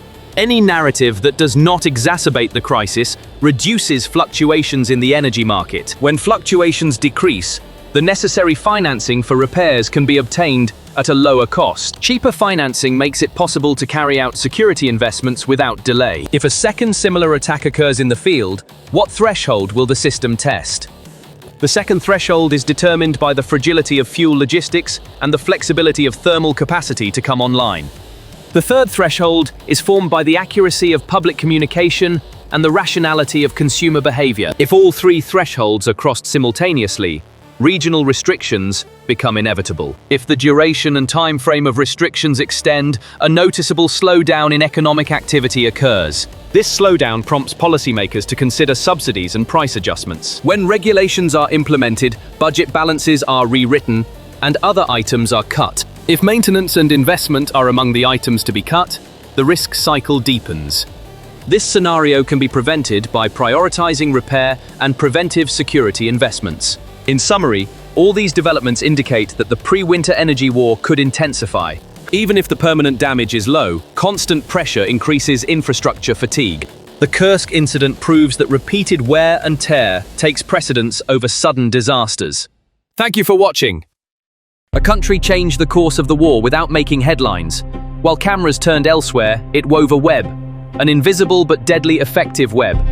Established under the leadership of the Czech Republic, this system saved not only ammunition but also time. Until the end of the year we will deliver 500,000 ammunition. Summer months, July and August, the deliveries were around 100,000 pieces. The 850,000 artillery shells that reached Ukraine were not a one-time aid. They were like the lifeblood of a beating heart. Approximately 320,000 of these were 155mm artillery shells, the mainstay of the battlefield. These shells are fired daily in intense combat zones like Donetsk and Kherson, altering the course of the war. So how did all this begin? The name of the Czech plan on the ground is rhythm. Rhythm is not about increasing volume, it is about repeating with the same intensity. The first wave strikes, the second wave decides, the third wave breaks. This third part was where Ukraine faced the greatest challenges in 2024. The fluctuation in ammunition supply disrupted the enemy's battery chain. By 2025, an accumulation of 850,000 rounds closed this gap. Having enough ammunition to fire with the same intensity means the position can breathe. If the position can breathe, reconnaissance drones can wait for the second target. The destruction of the second target disrupts the attack rhythm. An attack with a disrupted rhythm is doomed to a show of force. The difference in this network lies in logistics. The POWID's forward deployment node in Poland reduced the send and return cycle from weeks to days. This is because the POWID's forward deployment site has enough storage and maintenance capacity for an armored brigade. The same pallet returning via the same train line is recalibrated in the same maintenance tent with the same torque wrench. If the warehouse, workshop, and transport lines are all part of a single plan, delays become the exception. When delays are the exception, the artillery schedule becomes reliable. When there is reliability, counterattack plans are made, not cost-cutting measures. That is why the plan is not a lifeline, but a tempo machine. Tempo does not manage the number of rounds, but the window. When the window is managed, it is not the enemy's armor that is penetrated, but their time. When time is penetrated, strategy, not tactics, is shaken. The air picture is the upper level of this architecture. AWACS platforms, Patriot and Naru layers, and the integrated air picture with IBCS form the umbrella that protects the fire. The umbrella works because it is seen, not because it hits. Because the umbrella narrows the enemy's range plan, even without hitting. A reduced range lowers the risk to the convoy on the ground. As the convoy's risk decreases, the ammunition arrives on time. If the ammunition arrives on time, the enemy battery cycle returns on the same day. A cycle returning on the same day shortens the battery's lifespan. A battery with a shortened lifespan must relocate. Every relocation means fuel and morale deplete every day. So, is 850,000 rounds enough? The answer must be given in terms of the threshold. The threshold is the moment when the fire ceases. At that moment, the enemy's attack either fades or makes a mistake. When they make a mistake, it's not the artillery that acts, but the armored vehicles and infantry. Armored vehicles return safely, infantry hold their ground, and the line closes. This scenario is not about numbers, it is about behavior. Behavior starts with ammunition, but does not end with ammunition. Because ammunition rhythm also changes planning. When planning changes, the appetite for risk on the ground increases. The Kaliningrad and Baltic geometry is the noisy backdrop to this picture. With two new allies showing off in a narrow sea area has become more expensive and more visible. Everything that is visible is recorded more quickly. Every recording produces a political cost. Moscow tries to reduce this cost with propaganda. But propaganda does not increase the rhythm. It only increases the volume. Volume does not replace bullets. No move that does not replace the bullet closes the window in an artillery battle. When the window does not close, the attack falters. A faltering attack poses a high risk to evacuation and reinforcement corridors. The argument that Russia is producing more overall is often heard. The total does not describe the window during the day. North Korean parties gather on the sea route, then suddenly disperse. Silence between parties can mean a gap on the front line. Gap is the third section's least favorite word. Iran and other sources' claims are also attempts to patch this gap. Patches do not secure the schedule. A bullet that does not secure the calendar leaves a question mark in the artillery commander's mind. A question mark means timidity in the trenches. Timidity is a skill that is killed by minutes. The Czech line has also reduced friction on the financial and contractual side. Many donors, many producers, one calendar. This sentence seems simple, but its impact is complex. A single schedule makes maintenance schedules predictable. Barrel changes and parts supply for the expected delivery fit into the same week. Two-stage fire plans are set for the same target set in the same week. First stabilization, then destruction, then cutting off access. When access is cut off, forward supply lines are disrupted. When supply is disrupted, the attack rhythm slows down. An attack with a slowed rhythm resorts to showmanship. Let's set aside the question of whether noise and showmanship are useful. They are useful, but only for a short time. Because showmanship produces two side effects on the battlefield. 1, it inflates perception. 2, it amplifies mechanical fatigue. Fuel is consumed, equipment wears out, and personnel rotation becomes strained. If the artillery window remains unchanged during this time, the result on the battlefield stays the same. The unchanged result is the counter-battery strike of the same day. The counter-strike of the same day breaks the morale chain. A broken chain amplifies the question of why more imports internally. The value of the Powitz node is not just square meters of storage space. Data discipline and maintenance standards turn bullets into minutes. Minutes are the most expensive currency on the front lines. Any system that reduces the cost of minutes lowers the total cost of war. When total cost is considered, the sustainability of the mission increases. A sustainable mission nurtures political patience. Political patience provides the greatest protection for the logistics chain. Where the chain is protected, sabotage becomes more difficult, because there is an alternative route and alternative procedure for every link. Backup procedures prevent panic. Let's look at the invisible benefits of Baltic Sentry type activity. The US's monthly 6-digit, 155mm target, European factories, increasing shifts, and gunpowder supply all come together in the same picture. In this picture, new lines come online in France, Germany, Italy, Poland, and Slovakia. Gunpowder production, casing, priming, and barrel processing chains are scaled up. Scaling is not flawless, but if the direction is correct, the network fills in the gaps. If the network fills in the gaps, the number of gaps on the front line decreases. As the number of gaps decreases, the enemy's hope of finding a window of opportunity fades. When hope fades, command psychology becomes conservative. Conservative command multiplies the risk of an attack. The effect of winter must not be forgotten. Mud, cold, short days, and long nights increase the burden on logistics.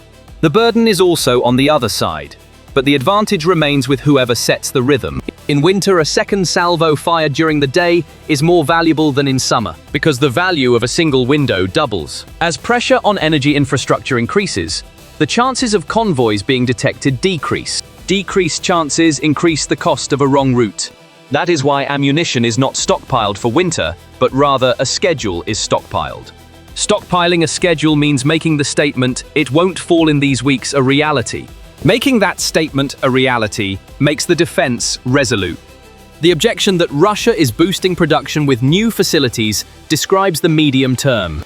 In the short term, the supply chain will continue to face friction. Skilled labor, supply components, and the test quality line do not grow simultaneously. A facility's walls may be completed, but its rhythm does not emerge. Rhythm is born with the customer, the plan, and the train. The Czech plan is buying time at this very moment. Buying time means disrupting the competitor's present moment. When the present moment is disrupted, the mass of tomorrow cannot generate morale. A mass that does not generate morale remains heavy but ineffective on the field. Ineffective mass wears down policy and consumes the economy. Will pressure increase from Belarus and Kaliningrad? It may and will increase. However, this pressure will be directed towards stations, cables, and border patrols. As border patrols intensify, the risk of communication accidents also increases. For this reason, the network relies on a disciplined procedure and briefings in a common language. If a common language is established, the display of pressure carries news value but does not disrupt the plan. As long as the plan remains intact, the third day fire persists on the front lines. If the third day of fire remains, the closed position is not opened. The unopened position preserves the supply line. When the supply line is preserved, armored vehicles can advance and retreat safely. Let us ask, how is Ukraine expanding its tactical repertoire? The predictability of ammunition flow turns single-move tasks into two-move tasks. First secure, then strike. First secure the bridgehead, then close the crossing route. First dislodge the battery, then sweep the withdrawal route. These two stages reduce the stress of a single shot. When stress decreases, creativity increases. Creativity produces adaptive intelligence on the battlefield, not static intelligence. Adaptive intelligence disrupts the enemy's routine. An enemy whose routine is disrupted makes mistakes. So, does Russia disrupt this game with tactical nuclear threats? Threat rhetoric creates psychological pressure for a while. However, it does not close the window on the battlefield. Nuclear rhetoric does not affect the artillery's shells or the train's schedule. When it fails to affect, behavior on the battlefield continues as before. As long as it continues, bullets will be needed again on the third day. The question of where the necessary bullets will come from resurfaces. Imported parties and fluctuating quality weaken the response. A weakened response escalates the rhetoric. Escalating rhetoric cannot change the reality on the battlefield. The question of whether European domestic politics can bear this burden is serious. Election schedules, budget debates, and energy bills test political patience. However, this time the network and funds are ready. There are backup lines, joint order pools, and maintenance partners. The joint pool reduces costs. Lower costs reduce the political cost of the game. When the cost is reduced, it becomes easier to explain to the public. A truth that is easy to explain does not break in times of crisis. Unbreakable support maintains the rhythm on the ground. Support that maintains the rhythm allows the strategy to be flexible. Let us not forget the question: what do the soldiers on the ground feel amid all this talk? The answer for the soldiers is simple. Will there be bullets to fire tomorrow morning? As long as the answer is yes, taking risks becomes less frightening. As risks are taken, small gains accumulate. As small gains accumulate, the contours of the map change. When the contours of the map change, the political table shifts. No grand statements are needed for the table to shift. Rhythm moves the table. One should ask, what if the plan stalls? Because good plans have backups. If stalling is an exception, the network absorbs it. Within the network, there are alternative routes, alternative storage, and alternative financing. That's why the decline is shallow, not steep. A shallow decline doesn't cause panic on the front lines. A disruption that does not produce panic accelerates the return. The accelerated return, again, protects the third-day threshold. When the threshold is protected, the defense line holds again. The holding line wears down the attack and exhausts the supply. The exhausted supply shortens the attack. Can Russia break this cycle with permanent production? In the medium term, both sides will scale up. However, today's outcome depends not on tomorrow's capacity, but on today's window. Whoever controls the window today will use the capacity tomorrow. Capacity is the means to guarantee the window. A guaranteed window expands the planning horizon. The side with the expanded horizon avoids forced mistakes. The side that avoids mistakes keeps losses limited. The side with limited losses accumulates gains. Accumulated gains eventually lead to a breakthrough. The answer to the question, why are quality and distribution mentioned together in the same sentence, is short. Quality manages accuracy. Distribution manages time. When accuracy and time align, the target is hit. If one is missing, the target escapes. A fleeing target causes morale and fuel loss, but returns. A returning target tries again the next day. If the same intensity cannot be matched the next day, the line breaks. This is why the check line deserves to be called tempo machine. The tempo machine maintains the intersection of accuracy and time. The intersection is the decisive point of the battle. Let's give a concrete answer to the question, what can Ukraine do with this rhythm? It thickens the defense on fixed lines. It opens local attack windows. It clears bridgeheads. It pressures forward resupply points. It establishes counter-battery superiority, piece by piece. The operation design proceeds in two stages. In the first phase, it dislodges the enemy from its position. In the second phase, it blocks the enemy's retreat routes. These two phases give meaning to the phrase artillery is speaking. Meaning arises from sustained fire. There is a short map for the question, where is the Russian army struggling? 1. In counter-battery fire. 2. In the third day's assault intensity. 3. In barrel and shell fatigue. 4. At the fixed speed of supply corridors. 5. In command psychology. The sum of these 5 determines the rhythm. Those who lose the rhythm lose the day. Those who lose the day cannot win the week. Those who cannot win the week cannot control the map. Those who cannot control the map cannot set the table. So why can the Czech Republic do this? There is funding. There are contracts. There is task sharing. There is a network. There are procedures. There is a transparent schedule. This trio transforms the psychology of charity into supply management. Charity is flexible. Supply is disciplined. Discipline is the raw material of rhythm. Rhythm is the only enduring language of war. The language is understood on the front lines. The front lines understand the plan, not the poetry. The plan is written with bullets. What will be the geopolitical outcome? The Kremlin will have to explain the costs of its long-term war strategy more extensively domestically. As dependence on external supply increases, the narrative that our own industry is sufficient will erode. The eroding narrative reduces public confidence. As confidence declines, the propaganda dose increases. The rising dose produces short-term waves, but does not change the long-term rhythm. As long as the rhythm does not change, The map does not move. If the map does not move, the table does not harden. A table that does not harden seeks interim solutions. An interim solution means accepting the rhythm on the ground. Let us ask, what will happen this winter? And be realistic.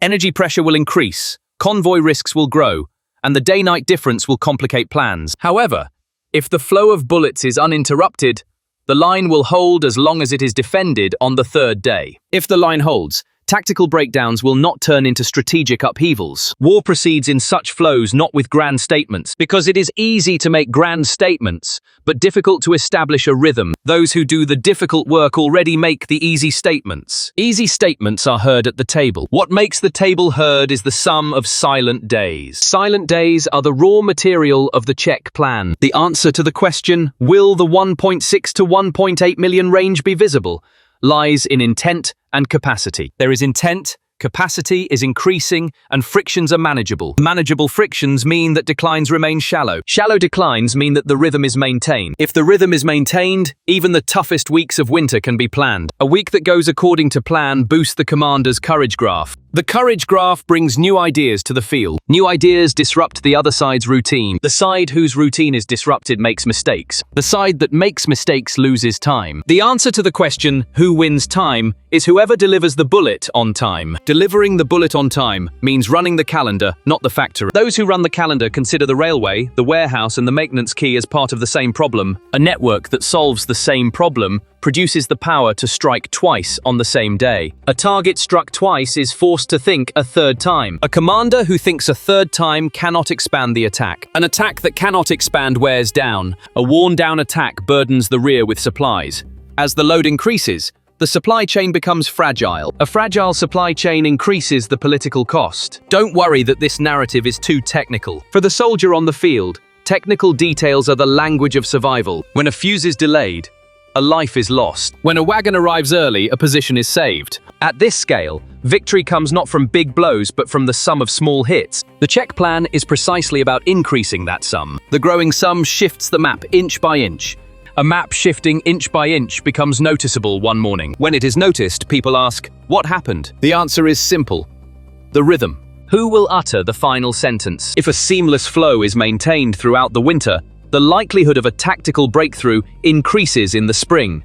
When the likelihood of a breakthrough increases, the table is ready to hear the new sentence. The content of this sentence is written in terms of negotiation and security. The guarantee of security will be knowing that the bullet will arrive on the third day. This information suppresses the other side's appetite for attack. The suppressed appetite accelerates the search for a political solution. The accelerated search brings the time of the big sentence closer. What brings the time closer is the logistics that remain silent today. Silent logistics change the game without shouting. How far can Putin take this scenario? The foreign exchange cycle revolving around crude oil, refined products, grain and metals is already under pressure. As the cost of external supplies and insurance premiums rise, the marginal cost of the war machine increases. A country changed the game without shouting. And it did so, not with a number, but with a calendar. The figure 850,000 is not a mere poster. It is a sign of a flow. The value of the flow is the fire that does not die out on the third day. The fire that does not die out is rhythm. Rhythm leaves mass on paper. Mass that remains on paper cannot walk on the field. An attack that cannot walk on the field cannot grow at the table. A narrative that cannot grow at the table eventually declines. When the narrative declines, the silent plan is heard. The name of the heard plan is the Tempo Machine, established by the Czech Republic. Thank you for watching. So you're going to have two men at the front of the stretcher party. Lads, I want to see this at all times. Slava Ukraini. One of the turning points in European history is unfolding. What was once merely a possibility is now being mapped out on military charts. European troops are preparing to enter Ukrainian territory. This is not merely about defending Kiev. It is a move to rebuild Europe's own security architecture for the first time since World War II. Neither neutrality nor distant condemnations are deemed sufficient anymore. European leaders are holding follow-up meetings after Monday's summit with US President Donald Trump and Ukraine's Volodymyr Zelensky.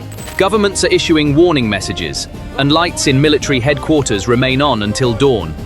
Units formed under the leadership of France and the United Kingdom are standing by, non-NATO but collective, independent but coordinated. This is not just a military deployment, but a strategic message directed at Moscow. Will this move stop the war, or will it ignite a new European front? Western support, which for years has been limited to economic sanctions, arms shipments and intelligence sharing, is now hitting the ground. As diplomatic contacts behind the scenes come to light, the phrase, "about 10 countries," is moving from the corridors to official briefings. At the core of the plan is the idea of a multinational European force to be deployed in Ukraine following a peace agreement. Sources say that British and French troops will play a central role, with other European allies contributing at various levels. This framework is being designed as a coalition of the willing, rather than under the NATO umbrella, with technical details being finalized in coordination with Washington. The political message is clear. It is no longer just about sending ammunition, but about showing a physical presence on the ground. It is now clear that the red line of no troops has been redrawn. This redrawing corresponds to Europe's decision to directly protect its own security interests on the ground. So, what variable in Moscow's calculations will such a presence affect the fastest? The answer lies in the capacity of European troops to establish a deterrent balance within Ukraine's borders. Looking at national motivations, the picture becomes clearer, and geography speaks for itself. The Baltic capitals and Warsaw see the threat just beyond their borders and understand the concrete costs of delay. For Central European countries such as Slovakia and the Czech Republic, establishing a defense line beyond the Dniester is a strategic gain. On the southern flank, Romania is placing this debate at the center of its security agenda due to Black Sea security and energy infrastructure risks. In Western Europe, Paris and London are taking the lead with political will and combining military capacity with political determination. The Netherlands and Denmark have the expertise in air and logistics to contribute to the post-war security implementation file. Italy's contribution is being discussed in the areas of maritime security and training logistics, with a flexible package formula emerging as a key element. The common denominator in this mosaic is the reality that the deterrence chain in Europe would break if Ukraine falls. The way to prevent this is through the cautious but genuine deployment of military forces. For this reason, the scope of the mission and the command structure are being discussed before the number of troops. The planned force is not being conceived as an attack army to be deployed to the front lines, but rather as a force to enforce peace and ensure infrastructure security. The mission definition emphasizes monitoring the ceasefire line, protecting critical facilities, and reducing the risk of sabotage. The management of humanitarian corridors, mine clearance, and the security of reconstruction areas are defined as the second major heading. This scenario requires not passive observers, but a force that is equipped, trained, and operates under clear rules of engagement. France's emphasis on presence outside hot conflict zones reflects its aim to establish a security cordon without risking deterrence. The same approach allows for training and advisory missions to be carried out inside Ukraine and along the front lines. Such a presence, when combined with air defense and electronic warfare support, would serve as a real shield. The significance of the shield on the ground is that it would instantly raise the political and military costs of a Russian attack.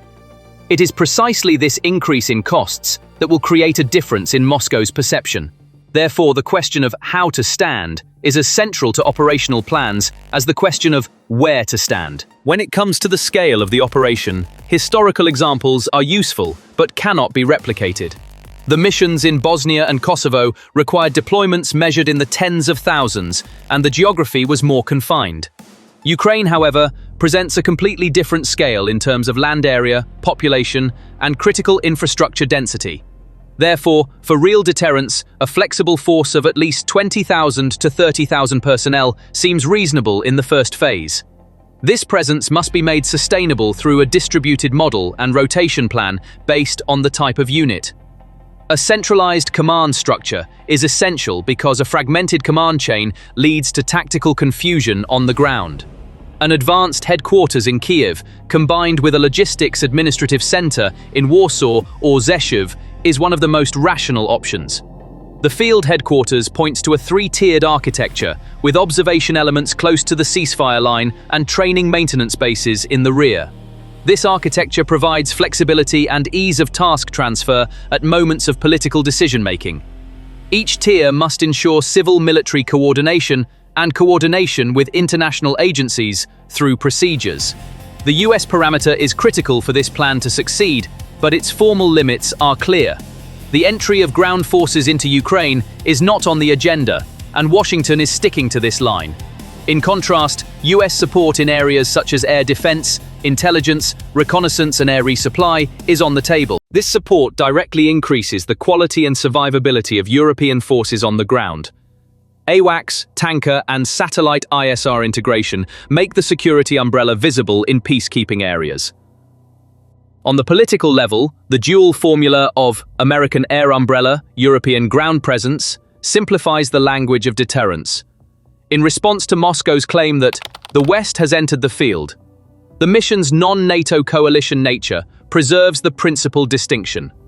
This distinction aims to reduce the risk of miscalculation in the escalation ladder and strengthen control mechanisms. The message conveyed at the leadership level is that military presence and political resolve will be demonstrated together to preserve peace. If this balance can be established, force can achieve maximum psychological impact with minimal engagement. No plan can stand without a legal framework, and three layers stand out in this case. First, host nation agreements with Ukraine and protocols on the status of forces. Second, the constitution and parliamentary approval processes of each country sending troops. Third, an umbrella agreement regulating the transfer of authority, discipline, jurisdiction, and compensation within the coalition. These layers should be accompanied by standard operating procedures governing civil-military cooperation. The peacekeeping nature of the force emphasizes the principles of defense priority and proportionality in the rules of engagement. Nevertheless, the force's authority to use force against elements threatening itself or the facilities it protects should be clearly stated. Clear lines of authority in tasks such as infrastructure protection, crowd control, and EOD mine clearance reduce disputes. Practices that reduce the risk of civilian casualties are the practical expression of legal legitimacy on the ground. When legitimacy is well established, political consent and public support become sustainable. The logistical picture relies on a lifeline established through Poland and Slovakia. Railway lines serve as the main artery for heavy vehicles and ammunition, and route security is tested daily. The Rzeszów-Jasionka airport and surrounding bases have long been the backbone of Ukraine's logistics. The field medical chain must be redesigned from scratch, including advanced medical points and air-ground medevac procedures. A decentralized scheme should be preferred to avoid making depots, maintenance, and supply nodes single targets.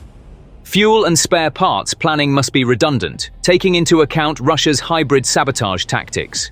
Convoy security is reinforced with armored escorts against electronic jamming and unmanned threats. As rotation periods shorten, fatigue and error margins decrease and mission quality improves. Field reality repeatedly proves that even the best logistics plan can be challenged. Therefore, a logistics scheme without a backup plan cannot be trusted. Air defense layers must be an integral part of the deployment plan for force protection. The threat spectrum is broad and dynamic, ranging from low-altitude drones to cruise missiles. Portable systems, short to medium-range batteries, and allied contributions in the upper layer must converge on a single network. Field radars, passive sensors, and optical systems provide early warning even in urban environments. Command and control software must be integrated with Ukrainian networks through a tactical interface. Friend or foe identification is the only reliable way to prevent errors in a crowded air picture. Electronic warfare cells are positioned at the front line to disrupt and redirect incoming waves. Passive protection and concrete steel shields reduce risks at vulnerable fixed points. All of this increases the likelihood of the force surviving without engaging in combat. A surviving force produces the highest deterrence and supports the political objective. If the mission profile is broad but focused, efficiency increases and unnecessary risks decrease. Ceasefire line surveillance produces a continuous picture using observation towers and sensor networks. Infrastructure protection is planned to cover electricity, water, railways, and port nodes. Explosive ordnance disposal, mine clearance, and UXO collection teams rapidly enter residential areas. Joint security patrols with civil administration create a visible shield around reconstruction sites. Training for local personnel assigned to critical facilities ensures the transfer of permanent capacity. Cyber defense cells accelerate basic hygiene and incident response in municipal and national networks. Countering disinformation in the information environment is conducted through a verification line from a single command center. All these tasks are planned not with a zero-loss goal, but with the principle of risk-minimized execution. The success of the plan lies not in enthusiastic rhetoric, but in disciplined execution. Moscow's possible responses should be read through 3 channels and based on data, not emotion. A direct attack on European unions carries the risk of open conflict with NATO and is unlikely. Indirectly, however, an intensification of missile and drone attacks on Ukrainian cities can be expected. Infrastructure targets may come under pressure again as winter approaches, and an energy attrition strategy may be implemented. Within Europe, hybrid methods, cyber attacks, and sabotage attempts against critical supply chains may increase. In the political arena, disinformation campaigns aimed at creating divisions among coalition members will escalate. Belarus may be used more actively to create pressure on the northern front. Nuclear rhetoric may be used more loudly to psychologically raise the threshold for escalation. However, the erosion of credibility increases the cost of constant threats over time and reduces their impact. Therefore, coalition communication must remain clear, consistent, and address risks in advance. Testing possible scenarios on the ground in advance reduces surprises and minimizes damage. In a scenario where the ceasefire holds, forces build confidence through routine patrols and infrastructure protection. As local administrative capacity increases, the gradual transfer of responsibilities accelerates and the military presence becomes less visible. In a scenario where the ceasefire breaks down, force protection becomes a priority and withdrawal plans are implemented. These plans clearly define the limits of the rules of engagement and the evacuation chain. In the second stage, the peacekeeping force is redeployed without coming under pressure. On the political level, the cost of violations is recorded with concrete data and brought to the table. Recording and transparency are the fastest ways to generate international consent against the party responsible for the violation. The credibility of the force is measured by the discipline it demonstrates in times of crisis. Discipline is the real source of deterrence and enhances the power of the message. The economic front is the hidden but critical aspect of this plan. The European defense industry must achieve a sustainable pace in the production of ammunition and spare parts. Budget debates, election schedules, and social spending will compete with this plan and test its political backbone. Volatility in energy prices may affect the public's patience threshold and determine the tone of communication. This pressure may fuel expectations of short-term, big impact, but realism demands a long-term approach. Common standards and joint procurement pools in defense procurement reduce costs. Maintenance and repair at joint bases lower the total cost of ownership of forces. In the long term, these steps will translate Europe's strategic autonomy into real inventory. If there is no gap between inventory and will, the credibility of the deterrence narrative will increase. When credibility increases, the goal of the force on the ground becomes more peace with fewer bullets. Regional repercussions are enlarging the map before decision makers and pointing to new risks.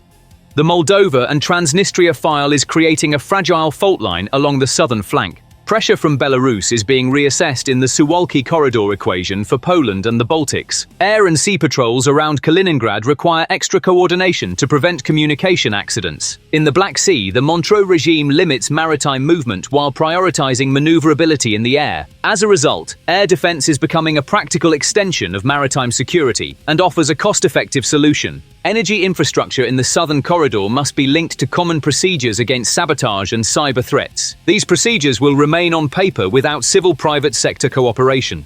A small error on the map can easily turn into a major crisis on the ground. This is why detail is the real insurance of strategy. For Ukraine, this plan means more than military reinforcement. It is an opportunity to breathe. Behind the front lines, training, personnel rotation, and equipment maintenance become more systematic. Protecting critical infrastructure reduces energy and water shortages and restores the rhythm of daily life.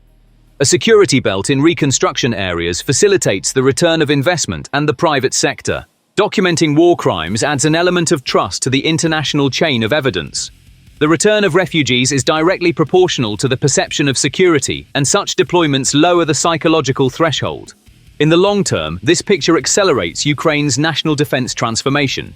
NATO standard training and logistical discipline support the Army's doctrinal leap. This leap is a prerequisite for securing a permanent place in the post-war security architecture. In short, presence on the ground not only protects today but also builds tomorrow. From the Kremlin's perspective, the greatest loss is the erosion of the narrative's power, which is a political risk. For years, the slogan, "The West is already on the ground," has filled propaganda screens. When Europe enters the military arena, the rhetoric will be tested by reality, and the domestic public will ask a new question. If the West was already on the ground, why is this step now changing the moral superiority?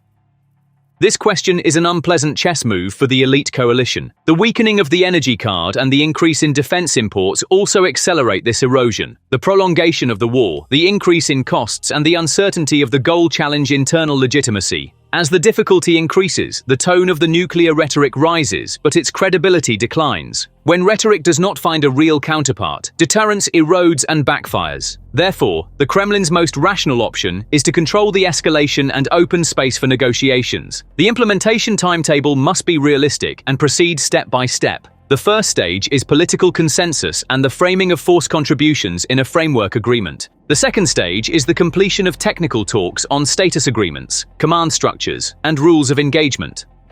The third stage is the preparation of forward bases, the testing of logistical corridors, and the deployment of small advance elements.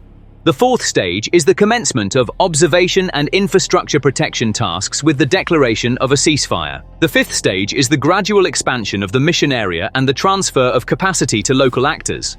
A public timetable and transparent reporting at each stage will keep political consent fresh.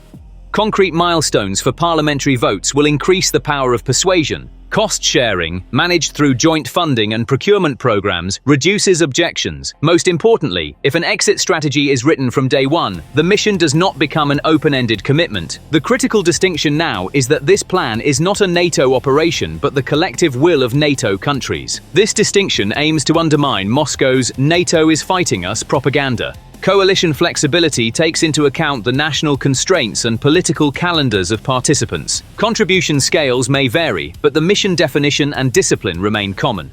The US providing air and intelligence cover without deploying ground forces maintains the balance. Europe's ground presence normalizes daily life in protected areas and makes deterrence visible on the ground.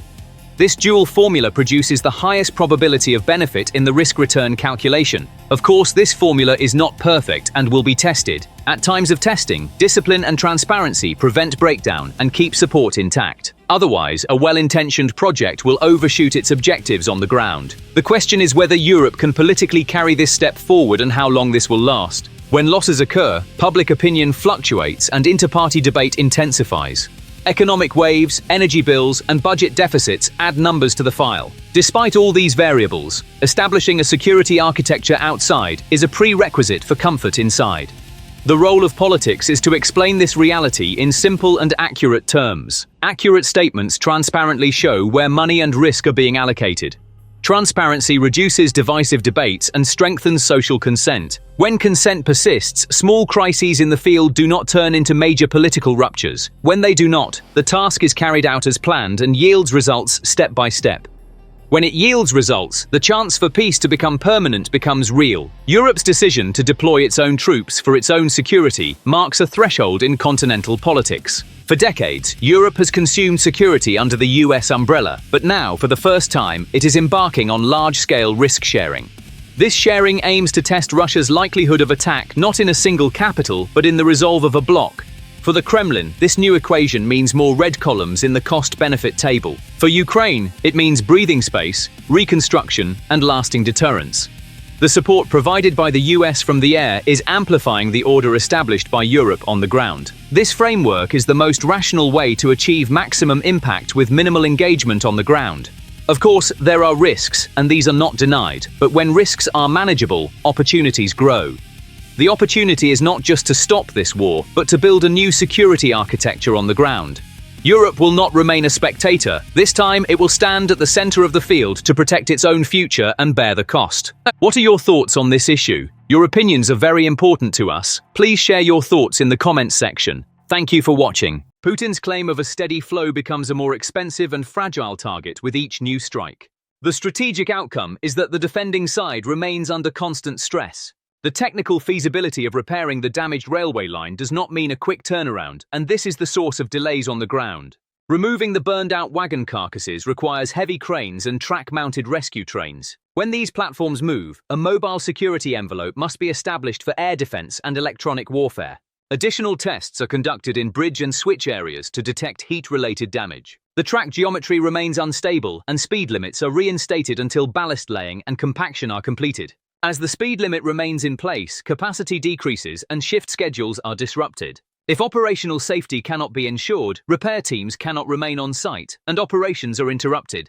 This risk ties the technical timeline to the safety timeline, extending the total duration. Ukraine's ability to strike again turns repair areas into natural targets, increasing the cost of the repair and restart cycle. Even if Moscow finds a technical solution, it will struggle to reduce security costs. Kyiv's message in the strategic framework is clear and the status of Crimea is embedded in military objectives. Official rhetoric rejects any exchange or recognition proposals and aims to increase pressure. This approach is based on pushing Crimea into the position of an expensive and fragile forward base. Attacks on railways and bridges have become routine elements of this plan. The August 19th escalation amplified the impact of this routine by scaling it up. The sustainability of troops on the peninsula cannot be guaranteed without securing the supply lines. Once supply security is in doubt, even the daily plans of air defense and air bases become subject to change. Fuel and ammunition stockpile management becomes risky due to the necessity of maintaining a buffer.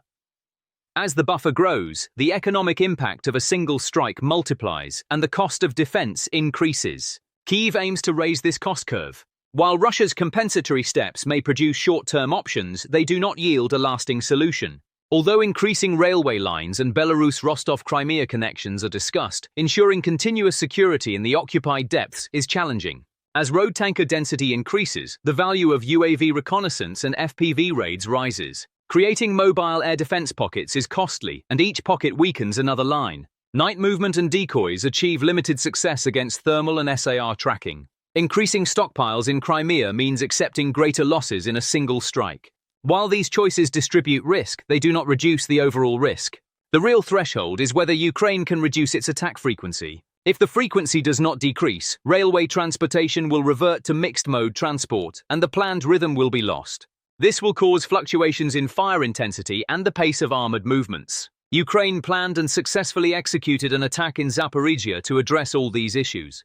The timing of the attack was not coincidental and amplifies the calendar effect. Mid-August marks the peak of the summer shipment rhythm and the period when pre-winter stockpiles are being built up. A fuel train being hit during this window disrupts not just that day's operations but the entire weekly plan. Units facing a fuel crisis are forced to be more cautious in their maneuver decisions. Artillery plans are also rewritten based on ammunition and supply rhythms. Every day of the disruption reflects in the daily calculations of battalions and regiments at the front. A delayed shipment means the postponement of an attack wave. As the number of delays increases, operational pressure decreases and defensive gaps open up.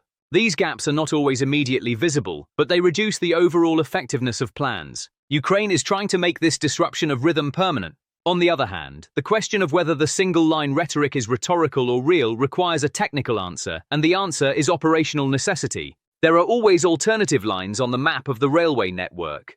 However, the number of lines that meet security and continuity criteria in the depth of the occupation is small. When the lines coming from Kerch are blocked by security restrictions, the north-south flow becomes congested around Tokmak-Melitopol. This segment is an indispensable part of the flow that intensifies again at the Junkoy entrance. Therefore, the term single track refers not to the legal engineering map, but to the actual capacity map. Ukraine's target is precisely this backbone of actual capacity. The prolonged duration of the fire and the extension of the blockade between stations amplify the effect of actual single tracking. Even if an unscheduled route is put into operation in the short term, a loss of volume and continuity is inevitable. Therefore, the single-line vulnerability narrative is consistent with the results on the ground. Russia does not want to believe these results. This is because confirmation of the incident came from different channels and the traces on the ground matched. While local administrative channels reported that the fire could not be brought under control for a long time, publicly available videos confirmed the coordinates. Posts pointing to the east of Tokmak and around Molokhansk highlighted the possibility of two-pronged impact in the same corridor. Ukrainian sources implied that the striking elements were UAV teams affiliated with the 65th Brigade. But the results are clear, and the Kremlin cannot hide them. The real actors here are small teams similar to Ronin. These are structures capable of making quick decisions in a reconnaissance strike chain. The serial neutralization of targeted sites indicates that Ukraine's chain has matured. The risk perception for railway users has risen overnight. Assumptions about invisible routes or nighttime security have collapsed. From now on, every train must move with broader security measures and at lower speeds. This situation signifies a decline in Russia's actual capabilities. On the other hand, the increased risk to railways in Crimea's defense planning following this attack has made it necessary to rewrite stockpiling and distribution strategies. As buffer stocks are expanded, the secondary damage from a single hit grows. As depots are dispersed, the coverage of air defense spreads over a wider area, increasing vulnerable points. Ukraine can target these weak points with small, frequent strikes. Crimea's layered air defense structure is forced to redirect resources to multiple regions within the same day. Railway disruptions make this necessity for resource redeployment more frequent. When resources are limited, strengthening one area leaves others temporarily vulnerable. Strikes timed to exploit these brief vulnerabilities yield high efficiency. The coordination of air-sea targeting with railway pressure thus creates a multiplier effect. The result is a decline in Crimea's reliability as a logistics base.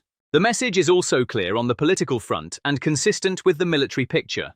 Kyiv has repeatedly stated that it refuses to make Crimea's status a subject of negotiation. This statement is supported on the ground by pressure on railways and bridges. Every successful disruption reinforces the feeling that investments in external support channels are paying off. The rhythm of support is directly related to the visibility of effects on the ground. The rapid confirmation and widespread resonance of the August 19th incident fueled this relationship. Moscow's claim that the network is complete has become less convincing with each new strike. The contradiction between this claim and the disruptions on the ground gives Kyiv an advantage in the war of perceptions. As railway disruptions become more frequent, political pressure increases. This pressure affects the initiative at the negotiating table. The Russian side's patch and continue reflex may get trains moving again in the short term.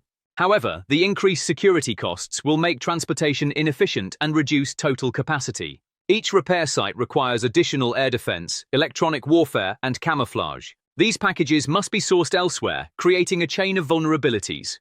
The safety of repair teams becomes a planning item in its own right. Large rescue trains and cranes leave radar and optical traces. Ukraine uses these traces to increase its chances of a second strike. As the likelihood of a second strike increases, repair times lengthen and nerves fray. When planning confidence declines in railway operations, performance deteriorates automatically. This is as effective a result as the physical damage caused by attacks. As I have seen so far, what is targeted in Zaporizhia is more than just a train. The real target is rhythm planning. Railway transportation operates on rhythm, and when the rhythm is disrupted, operations reverse. This disruption prolongs station occupations, disrupts locomotive rotations, and compresses train formations. This compression leads to the accumulation of scheduled shipments and prioritization conflicts. When military transport priorities change, civilian logistics are also affected and overall network efficiency declines. As end-of-month plans slip, the need for urgent transportation of fuel and ammunition increases.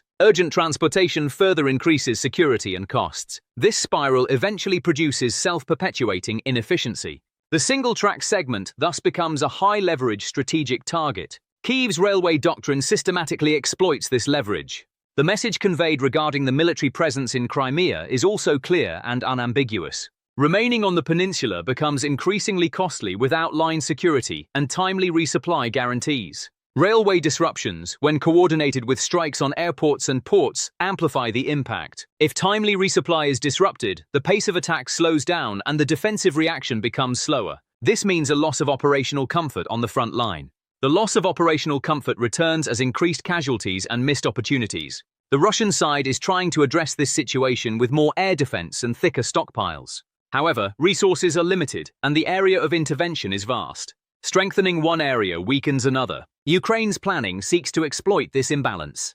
The political and military significance of the land corridor has been reopened for debate with this attack. Since 2022, Moscow has placed the land connection to Crimea at the center of its strategy.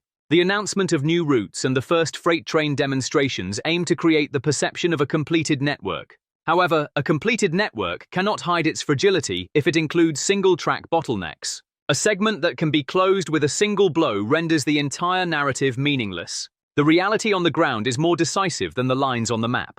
If Ukraine cuts the line today, it could target repair crews or bridge abutments tomorrow. This possibility makes the claim of completion unsustainable. The images from August 19th tore away Russia's propaganda veil. The railway to Crimea is now a permanent risk factor in planning. The conclusion directly touches Putin's equation of hope and is not merely a matter of perception. The effective closure of the Zaporizhia-Crimea line removes the assumption of uninterrupted supply to Crimea and places it in a constant risk zone. This transformation weakens the Kremlin's narrative of permanent security on land at a technical level. Repairs are possible, but every repair comes with a new target and new costs. As Russia shifts to alternative routes and modes, total risk and costs increase. Ukraine, meanwhile, aims to keep these costs at a consistently high level through repeated strikes. Railway attacks are no longer isolated incidents, but a core tool of a long-term attrition strategy. When this strategy succeeds, the strategic value of Crimea diminishes, and the sustainability of deployed troops comes into question. On the night of August 19th, this mechanism was clearly demonstrated. The central question now is, no matter how quickly Moscow repairs the infrastructure, how frequently can Kyiv disrupt this rhythm? Thank you for watching. Ukrainian Defense Intelligence released another striking image from Crimea. Advanced analysis and OSINT verification indicate that the target was the 98L6 Yenisei radar, part of Russia's modern S-500 system. The Yenisei was an early warning radar specifically developed for hypersonic missiles and low radar cross-section targets. It was not only a key component of Russian air defense, but also a critical link in the command and control chain. In other words, it was more than just a radar. It was the nerve center of an entire defense reflex. Details of how the attack unfolded remain unclear, but it is known that the radar antenna sustained physical damage and the system was completely disabled. On one of the occupied highways in Zaporizhia, an S-300V air defense battery, accompanied by Mr. B guns, was parked with its camouflage nets in place. The launcher vehicle, with its twin TELs pointed skyward, was waiting for an approaching threat. However, the threat was not a jet traveling at the speed of sound, but a silent, gliding enemy, a reconnaissance dive UAV belonging to the Lazar group. The UAV locked onto the target using thermal cameras. Precision targeting algorithms identified the vehicle's munitions compartment. It then released its explosive payload. After a few seconds of silence, the massive launcher exploded. The missiles detonated in a domino effect, sending a pillar of fire into the sky. Not only the platform, but also the munitions it carried were obliterated. In the footage, the launcher had been reduced to a twisted heap of metal. The surrounding vehicles were damaged. The condition of the crew remains unclear. The symbolic significance of this attack was that a $40 million system could be destroyed by a few $1,000s worth of unmanned systems. Ukraine's attack architecture has evolved into a network-centric structure that integrates the observation-targeting strike chain. Surveillance drones, open-source data, and signal intelligence are combined to create real-time target images.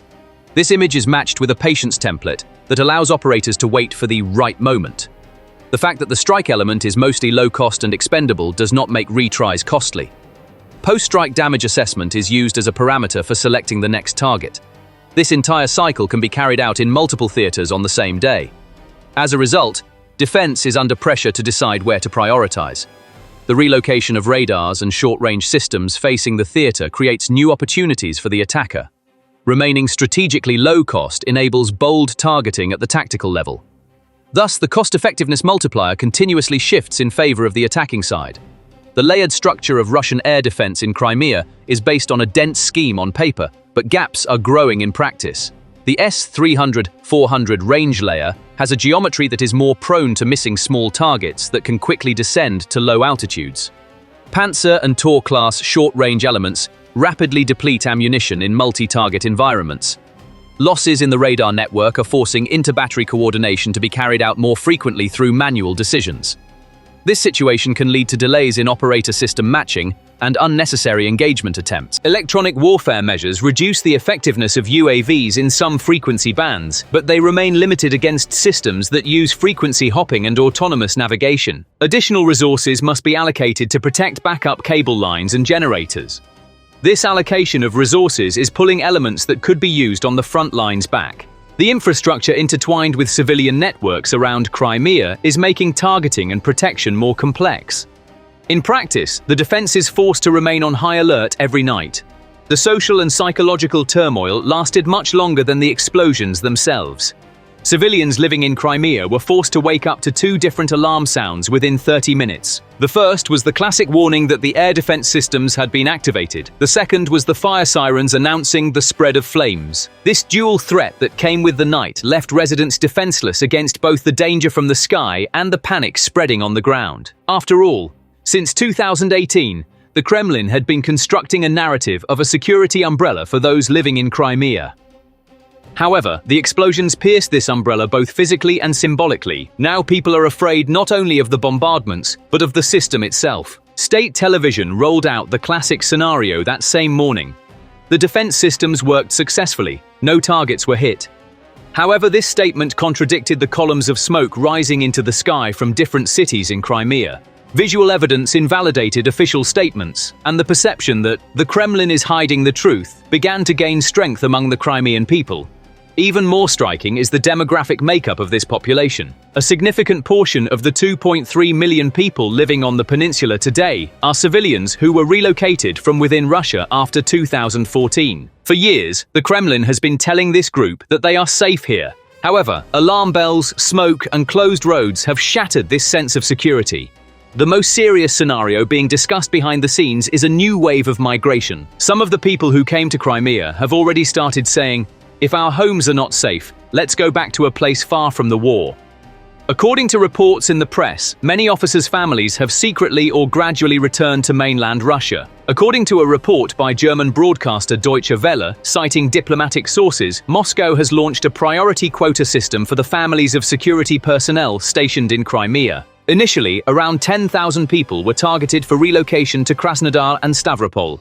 The partisan network reported that Bar's reserve units were conducting secret patrols in civilian clothing in the bays of Sevastopol, that security measures had been increased, and that equipment was being hidden. Additionally, all leave days for military personnel have been cancelled, according to a statement by an ATESH agent directly linked to air defense systems. Air defense personnel have begun evacuating their families to military camps in the southern military district. This evacuation order can be seen as a sign that the security situation in the region is critical. It is alleged that the Russian administration plans to evacuate approximately 250,000 people in the first phase, including military families, defense industry technicians, railway and port personnel, children, and the elderly. According to an analysis published by Forbes Russia, the Black Sea Fleet headquarters has a family load of 30,000 people, half of whom have already left between May and July 2025. In addition to military personnel, ordinary Russians on the peninsula are also leaving Crimea. Reports indicate that the number of Russian citizens who have left the peninsula in recent days has reached 100,000. This number is expected to increase further in light of recent developments. The significance of Crimea for both sides can be measured in terms of military economics and geostrategy. For Russia, Crimea is a gateway to the Black Sea, a claim to regional maritime control, and an advanced platform for A2/AD layers. Sevastopol serves as the fleet's central base with its logistics and maintenance capabilities. Jankoy and its surroundings are a key part of the supply architecture with their railway junctions and air bases. For Ukraine, Crimea is a leverage point for reducing frontline pressure by testing the fragility of enemy supply lines. Increasing the cost of defending the peninsula reduces the concentration of forces in the occupied territories. Applying alternating pressure on the Kerch and land corridor duo tests strategic flexibility. This pressure acts as an external force affecting the attack-defense balance on the southern front. The erosion of the sense of security in Crimea also raises the perception of costs among the Russian public. The sum of these parameters confirms that Crimea is one of the centers of gravity of the war. The attacks in Crimea are being carried out not only to achieve tactical successes, but also to create leverage in the negotiation equation. Ukraine is concretizing its no-retreat message on the ground with low-cost but frequent strikes. This concreteness reinforces the perception in external support channels that the investment is paying off. The attrition of naval and air assets could strengthen Kiev's hand in any potential ceasefire or framework agreements. On the other hand, the intense pace of attacks necessitates resource consumption and the continuity of production lines. This necessity makes scaling up domestic UAV and ammunition production capacity critical. The synchronization of sensors and strike elements in operations around Crimea will continue to be a criterion for success. When synchronization breaks down, the cost-effectiveness multiplier drops rapidly. Therefore, each new wave must build on the tactical lessons of previous waves. Sustainability will be as decisive as tactical victory. What are your thoughts on this matter? Your opinions are very important to us. Please share your thoughts in the comments section. Thank you for watching. The days when the Kursk front was the rear area are now behind us. The northern border has now turned into a waiting room patrolled by drones. Even the sound of engines is recorded in this room. Trucks are under surveillance even when they change gears. And Ukraine has once again managed to turn this silent surveillance system into a deadly advantage. A Russian artillery convoy was detected during a river crossing. A truck carrying a Mr. B howitzer became a target as it crossed a collapsed bridge. Within seconds, the convoy was obliterated. Is this incident the loss of a single vehicle or a lasting pressure signal that has lowered the intensity of fire in the northeast sector? Location: Tsata River line. A Russian artillery convoy was detected using the Shark reconnaissance UAV along this line. The operation was tracked by the Magura Group, part of the 47th Mechanized Brigade's reconnaissance units. The firing was completed in coordination with a partner unit. However, there are striking details behind this story. Since the bridges had been destroyed earlier, the Russian side was forced to attempt passage in this sector, either through narrow gaps or using pontoons.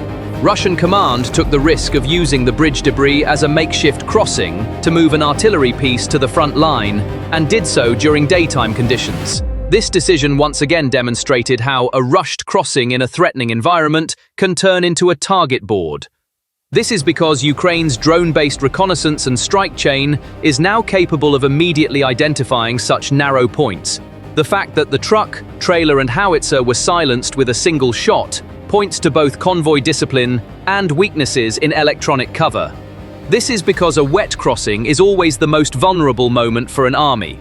The river line is a natural defense line drawn across the terrain, and once the decision to cross is made, the aggressor's rhythm becomes dependent on the speed of engineering. As speed increases, so does risk, and as risk grows, reconnaissance opens a window for the enemy. The Tsata River is widening this window. This is because some of the permanent bridges on the line are now gone, and the remaining gaps stand out like beacons for sensors. This scenario increases the likelihood of daytime crossing attempts. Being spotted by drones is only a matter of time. Delays in the crossing disrupt the artillery build-up behind the lines and the flow of ammunition and fire support to the front lines. Disrupted fire support directly affects the infantry's ability to take up positions and the armored vehicle's ability to approach safely. The result is not so much the destruction of a howitzer as the reduction of the entire line's firepower. When this firepower drops, the initiative either slows down or completely shifts to the other side. The video from the field demonstrates how this theoretical vulnerability is punished in practice, with a brief window of opportunity. The question of why the Russian side took such a risk is inevitable. The answer lies in the time constraint. The howitzer and towing vehicle were being moved quickly to fill a critical gap and provide sufficient firepower to the front line. The inadequacy of electronic cover and the failure to deploy smoke screens, or their deployment being delayed, left the target exposed. Without close air defense and counter-UAV systems, such a crossing now amounts to an invitation. Drone operators do not exert extra effort to track the truck. Its route and speed are already locked in the bridge opening. The limited secondary explosions following the initial impact also indicate either a small ammunition load or that the load was distributed. Nevertheless, the fact that a single strike munition silenced both the truck and the howitzer simultaneously is an operational lesson. The lesson is this simple: wet crossings are now possible in the drone age, but only with layered cover and discipline. When this discipline breaks down, the convoy is destroyed in a matter of seconds, fitting into a single video frame. The question of why the Tsata line is so critical is answered more by maps than by the battlefield.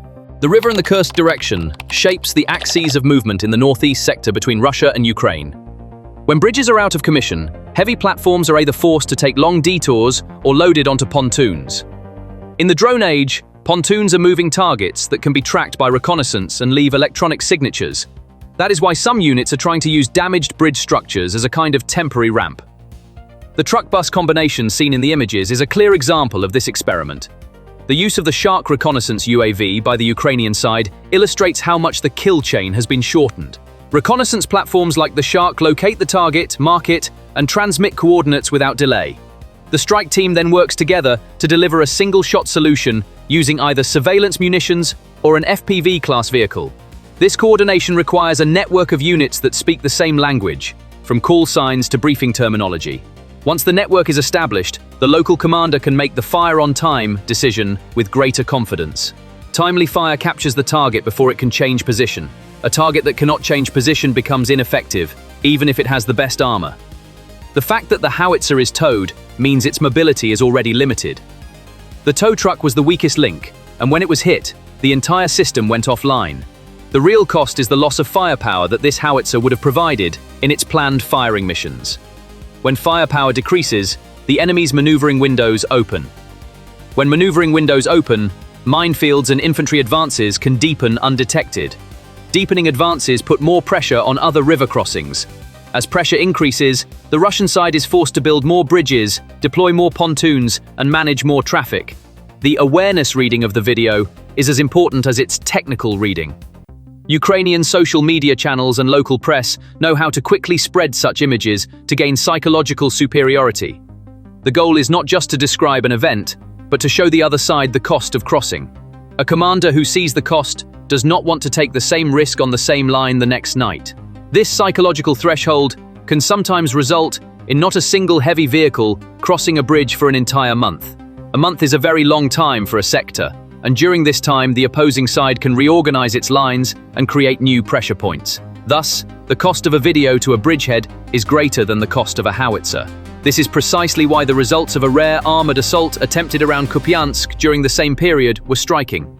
2 tanks, 3 MTLB vehicles, and a group of approximately 40 people were dispersed within minutes by a coordinated Ukrainian defense. The Achilles Unmanned Systems Regiment, the 116th Mechanized Brigade, and the Karadar 15th Unit worked together to stop the entire armored formation. This Kupiansk operation provides a second example of the lessons learned from the wet crossing at the Sime line.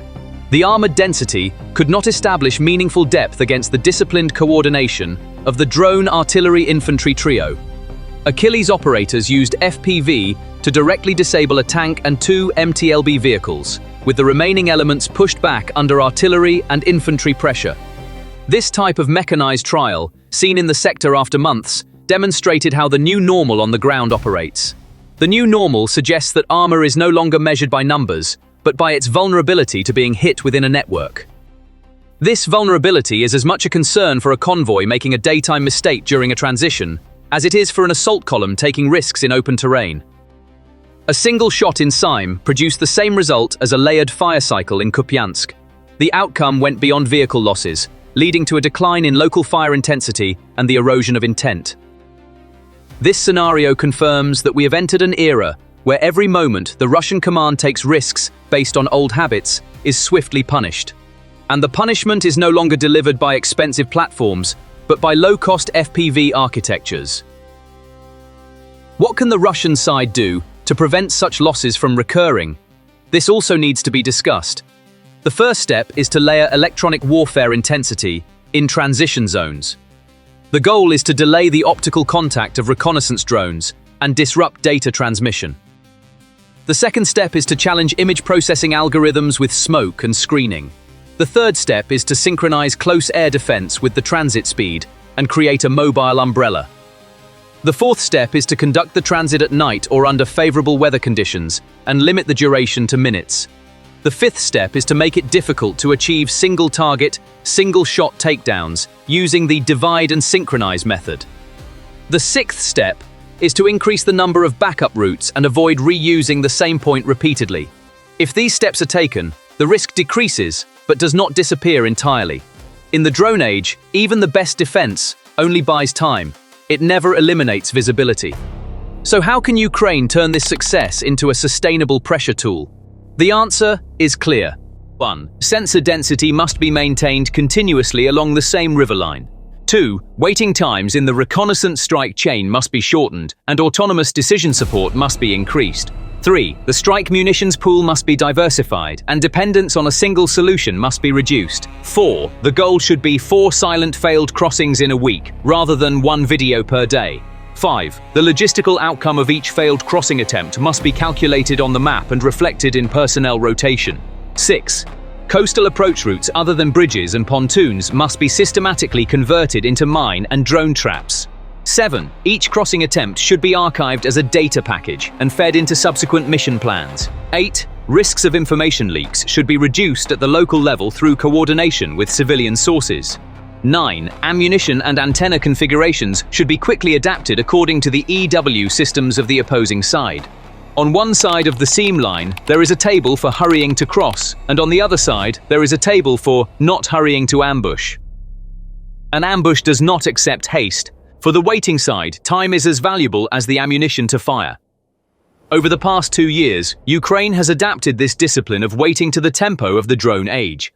Target selection, approach, and the firing sequence can now be read in seconds, not minutes. This speed disrupts the Russian side's plan logistics synchronization. When synchronization breaks down, convoys either wait or move forward in disarray. Disorganized movement sets the stage for the next video, and the same network also demonstrated what a single FPV flying toward a minefield could achieve. Ukraine's Asgard FPV unit, operating under the 412th Nemesis Regiment, detonated over 300 TM-62 anti-tank mines in a chain reaction using a single drone. The total explosive equivalent was approximately 2.5 tons, and the resulting shockwave created a mild earthquake effect. Storing mines at such high densities in a storage area makes it a high-value target for a low-cost FPV. Such an impact not only reduces mine stockpiles but also slows down the pace of establishing saturated minefields along the front lines. A slower mine deployment pace opens narrow windows for armored maneuver and reduces the likelihood of surprises along coastal approach routes in attack plans. Additionally, such explosions test depot security and secondary blast management doctrines. From Ukraine's perspective, the strategic impact of a few $100 FPV is now a familiar equation. This equation becomes more appealing as the difference between ammunition costs and the repair and resupply costs incurred by the opposing side grows. Just as visibility is critical at the bridge opening in Same, it is equally critical for the TM-62s piled up in the depot. Visibility imposes a penalty, and stockpile-based defense plans are becoming increasingly costly. When the cost accounting of this event spreads to the field, the picture becomes even clearer. The cost of an MSTB and the price of a truck-trailer combination are not large items in military accounting. The big item is the window of opportunity that the reduction in the firepower provided by this howitzer gives to the opposing side. When the window of opportunity opens, the intention of nearby units to advance increases. As the intention to advance increases, the consumption of defensive ammunition rises. When consumption rises, resupply risks increase, and the need for a second river crossing grows. A second crossing means a new video. If this vicious cycle is not broken, a sector can repeat the same mistake twice in a week. The days when the Kursk front was thought to be in the rear are over. Now the northern border is also a waiting room for sensors. In this waiting room, drones even note the moments when trucks change gears. Every pause on the road is recorded as a thermal trace and a drop in speed. The longer the recording, the higher the likelihood of being hit. Therefore, crossings must be either very fast or very secret. However, in an ideal world, both should happen simultaneously. The deactivation of the bridges over the Same River has left the Russian side trapped in this dilemma. When pontoons are chosen, speed decreases and secrecy is lost. Leaning on the bridge debris increases speed, but stealth is lost again. All that remains is a layered cover and flawless discipline. Without these two elements, the video leads to the same outcome. The next step for Ukraine is to maintain pressure on this line with discipline. Discipline does not mean waiting in the same place at the same time, but making decisions according to the same standards. Standard means the same verification for every discovery, the same record for every hit, and the same feedback for every record. The faster the feedback, the higher the accuracy. As accuracy increases, the combat effectiveness of each unit of ammunition grows. Ammunition with increased effectiveness reduces the logistical burden. As the logistical burden decreases, pressure can be sustained. Sustainable pressure is the worst-case scenario for the opposing side. As this scenario becomes permanent, wet transitions become the last resort. The strategy of the side forced into the last resort narrows. A few realistic statements should also be made regarding the reporting of such events. Video footage from the field should feed planning, not propaganda. Any video that does not feed planning produces only a momentary burst of excitement and then fades away. Feeding the plan means expanding the target set and increasing the likelihood of repetition. For this, the measured use of open-source data is essential. It is possible to deter the enemy without giving away too many tactical details. Today's post maintains this balance. The location, route, and language used are sufficiently general. However, if the balance is lost in repetition, the enemy's adaptation will accelerate. When adaptation accelerates, today's method loses its value tomorrow. Therefore, the balance between success plus secrecy must be maintained not only on the ground, but also in the media. In summary, crossing the river is no longer a tactic, but a test. The questions of the test are fixed: speed, secrecy, cover, Discipline. If there is a gap in the answers, the drone finds it. When it finds it, seconds are enough. Seconds turn every opening that looks like a bridge into a target. On the target, a truck and an obus stand side by side. When they stand side by side, a single round is enough. It's enough and the story ends. This time, it ended in Sime. Tomorrow, on the same route, in every place where the sensors are watching, it could happen again. What are your thoughts on this matter? Your opinions are very important to us. Please share your thoughts in the comments. Thank you for watching.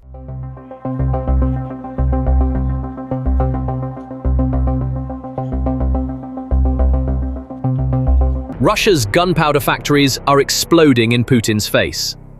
Sanctions? Drones? Sabotage? Moscow does not want these questions asked. But Russia's own factories are responding with fireballs. August 15th, Ryazan.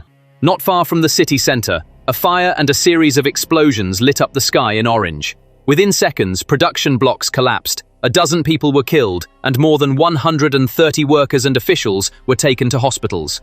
The flames that spread around did not just burn the walls. They showed all of Russia which pillars of the war economy were made of wood. This was not a victory video shared by a Ukrainian drone, neither a long-range missile nor a sabotage team's cinematic operation. It was not Western sanctions either. It was the implosion of Russia's war economy from within. The Kremlin declared a day of mourning. Flags were lowered to half-mast. But the ritual of mourning couldn't cover all the tears in the black shroud draped over the state. So if it wasn't an enemy attack, how could it have been so easy? The answer is simple. Either a technical malfunction, human error, or sabotage from within. All three possibilities lead to the same conclusion for the Kremlin: a vacuum of authority. Because for 3 years, the frequency of accidents in Russian industry, particularly in the production of explosives and propellants, has far exceeded normal deviation, even the range that could be explained by chance. The phrase, "it was an accident," no longer sounds like consolation, but like an admission. If you say sabotage, that opens another door to a nightmare. It means someone infiltrated the system. It means the regime of fear cannot silence even its own factories. Both narratives boil down to the same thing for Putin, a vivid image of the loss of authority. Don't think Ryazan is an inexperienced facility. This story is not new. In 2021, there was another explosion at the same place, and 17 people were killed. At that time, there was no war, and the country was normal. 4 years later, under the shadow of war, a much larger fire broke out, and this time its impact was not limited to a single city. We cannot call this a coincidence. The same facility, the same types of mistakes, the same corners cut. The difference is that this time, everything happened at the moment when the war machine needed ammunition the most. This is not a twist of fate, but a flaw in the system. Let's broaden the scene. It's not just Ryazan. Throughout August, explosions and fires occurred in Lipetsk, Taganrog, Voronezh, and Stavropol. In some cases, there were strong suspicions of drones. In others, there was no clear information. When you draw a line, what you see is this. Industrial decay and Ukraine's deep strikes are working simultaneously. On one side, there is a production machine grinding along with outdated equipment, inexperienced shifts, and shortages of spare parts and safety gear. On the other, a drone program targeting the lifelines of that machine, electric substations or fuel depots, that can reach right into its core. When these two pressures converge, explosions cease to be accidents and become a pattern. Here we must pause and state the following. The explosion in Ryazan carries greater significance than the sound of cannon fire heard in the trenches. Because gunpowder is not merely a product, it is the heart of bullets, rockets, air, and artillery shells. Such facilities function as the lungs of the Russian war economy. They draw in and expel, setting the rhythm. If the lungs burn, the body cannot run. The rhythm of the front slows down, the noise decreases, the fire does not stop, but the inhalation narrows. In the language of war, the rate of fire, resupply and reloading cycles begin to falter. How much? Only the charts in the Kremlin's hands can provide a clear answer to this question. But it is clear that the damage caused by the fire cannot be repaired in a day, and the loss of human life and equipment will create a void that will stretch over weeks and months. If you ask, if it's not drones, where does this explosion fit in? We can summarize the answer in 3 headings. First, haste. Second, the disruptive impact of sanctions. Third, a personnel crisis. Let's start with haste. As the war drags on, the demand for more translates into one thing on the production floor: shortening the timeline. Shift numbers increase, malfunctions are managed rather than stopped, maintenance intervals are postponed, and for now, let it be is said for a valve, sensor, or seal that cannot be replaced. The cost of saying, let it be for now, when it comes to explosive and propulsive chemicals, is high.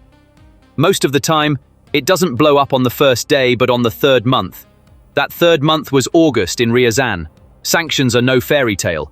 When they hit the ground, the realities of the workshops write over that fairy tale. The sensitive measurement equipment required for safety, systems that discharge static electricity, modules that control thermal balance, quality control sensors, these are either harder to find or are being replaced with inferior alternatives. If a single component doesn't work as it should, it's not just an additional possibility in explosive production, it's the risk itself. Supply constraints, semi-official workarounds, a broken chain of oversight, at some point, everything comes down to making do. The lifespan of makeshift solutions is short, but the cost is long-lasting. The personnel crisis is the most human, most naked, and most painful part of the whole scheme. Hundreds of thousands of young men were either sent to the front, killed, or fled the country. The remaining workforce aged, grew tired, and was exposed to greater risks with lower skills. The security culture you speak of is not something that can be written in a day. It is the sum of habits passed down from master to apprentice. If you have no master, you have no culture. If you have no culture, procedures remain on paper. When procedures remain on paper on the production line, it means that no one can stop the fire once it decides to start. This is exactly what happened in Ryazan. So why should we take the possibility of sabotage seriously? Because wars are not only fought on the battlefield, they are fought within. A regime ruled by fear and mistrust will spew forth from within. One group opposes the war for ideological reasons and strikes a spark. Another seeks revenge. Yet another wants to create chaos. They aim to purge the regime. These are not theoretical scenarios. They are at least as real as technical malfunctions when a state's information flow is closed and its oversight is arbitrary. Which would you accept? If you call it a malfunction, you admit that meritocracy and order have collapsed. If you call it sabotage, you admit that your security apparatus is riddled with holes. For the Kremlin, both statements hit the same nerve. Putin's rule does not apply in either case. You see why it does not apply not only on the factory walls, but also in the lives of those who live outside those walls. Every exploding factory speaks not through the number of people inside, but through the hundreds, thousands of families in the surrounding area. Workers say, "I wasn't on that shift. It was supposed to be my turn tomorrow." Spouses say, "My husband was called in for overtime for the third time. This time he didn't come back." Neighbors say, "That place used to produce fiber. Now it smells like gunpowder." The state tries to frame the losses as heroism, but when a white-collar worker thinks, "I have to go back to that shift tomorrow," the propaganda breaks down. The please equation of workplace safety ends, and it becomes now or never. This feeling is not a momentary anger, it is a permanent survival reflex. Bad news for the Kremlin. The survival reflex is not as easy to manage as the fear reflex. The fact that the facility in Ryazan was processing not only gunpowder but also explosives separated from disarmed ammunition reveals another side of the story. On the one hand, old bombs are being removed from the front lines and taken out of storage. On the other hand, the goal is to make the materials extracted from them usable again. This is a difficult engineering process and an even more difficult security process. You can control every step on paper, but in practice, every step depends on the discipline of that facility, the experience of that shift, the temperature of that day, and the panic factor of that moment. There is one more invisible thing. The phrase, "Let's do it this way, we've done it this way before." That phrase often saves lives, sometimes it kills. The Kremlin's political reflex is familiar. Flags at half-mast, dramatic videos on television, and the cliché, "The relevant authorities have launched an investigation," repeated for several days. The following week, the same story plays out in another factory, another city. A stone is being crushed under your feet, and you ask, "Doesn't anyone see this?" They don't want to see it, because if they see it, they will have to speak up. If they speak up, they will pay the price. In Russia these days, the price is not a profession, but a future. What is the impact of these explosions on the front lines? Those who say, bullet production, ammunition, capsules, rocket engines, are right. But the real critical difference is time. When the daily firing plan of an artillery battalion is disrupted due to a delayed shipment at the factory, the unit digging trenches at that moment remains defenseless for 36 hours. When an anti-aircraft battalion deployed around an airport is rendered useless due to faulty gunpowder, the debris falling on a civilian station is called fate. Time is a more powerful concept than the caliber of a weapon. The smoke from Ryazan not only obscured today, but also weakened the sound of cannon fire 2 months later. If you ask, what does the man inside feel while all this is happening? Look for the answer on both sides of the table. The factory worker sees that the line where risk can no longer be balanced by wages has been crossed. He wants more money, more equipment, and more right to stop work. The manager, crushed under the pressure of the delivery deadline, silences the safety officers, reviews the inspection logs, and tightens the discipline chain of fear. Is there a winner in this tension? Those who seem to have arrived at first are the ones who lose by the end of the third month. Because the so-called war machine is a human machine as long as there are people in every part of it, fragile, tired, prone to error. That's why Ryazan is not just an industrial news story, it's a political X-ray. The shape and form of Putin's authority are revealed here. A leadership that takes credit for success and disappears in failure leaves institutions as mere window dressing. The administration does not follow its own decisions, but the shadow at the top. Thus, the so-called accident report serves more to protect careers that have not been blown up than to uncover the truth. If the word sabotage is uttered, the security apparatus takes center stage. Officials swallow it as an example case. Both paths render the question why invisible.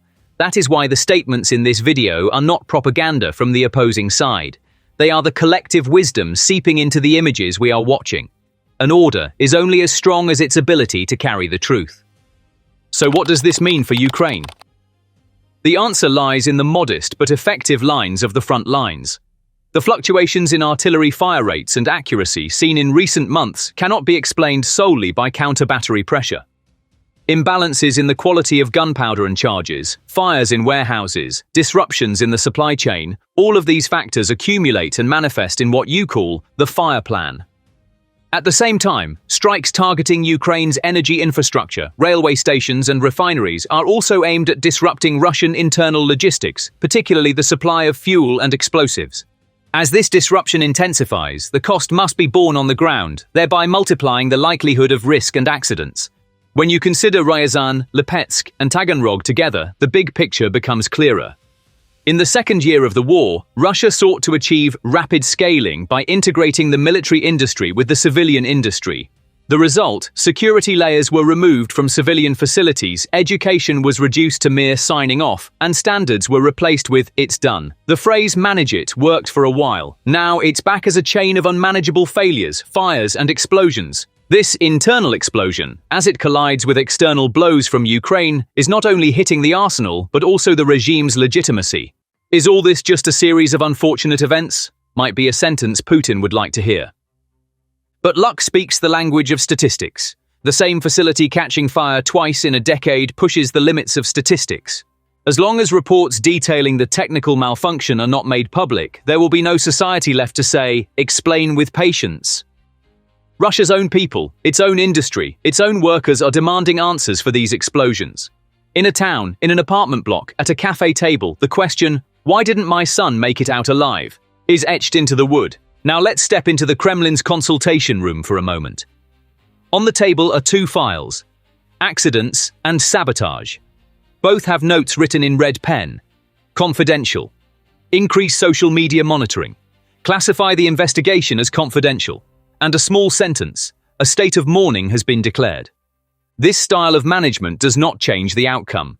Because a state survives not by multiplying files that cannot produce decisions, but by relying on the truth. It is not just the paint that is drying on the walls of Ryazan, but a question that is not drying. Whose life will the next shift explode? Answering this question with "there was no enemy attack" does not inspire confidence. The real answer lies within the industry, written in the sweat beneath the helmets. Either you restore safety, or the workers won't return. The smell of war isn't only felt at the front lines, it's also present in the factory's drying rooms, raw material warehouses, and shipping hangars. Everyone who works with explosives knows the smallest oversight can turn into the most expensive excuse. This wave in Russia shows where the excuses end. When the pressure to produce more is accompanied by the order to stop less, gunpowder betrays gunpowder. I do not use the word betrayal lightly, because in Putin's own rhetoric, this outcome must be described with that very word. The war machine is betraying its own people. The worst betrayal is not that of the enemy, but that of one's own. This has two effects in the big picture. First, it undermines the message of deterrence sent to the outside world, because for the number of tanks, the accuracy of missiles, and the length of the front line to have any meaning, there must be a reliable, measured, and disciplined supply and maintenance network behind them.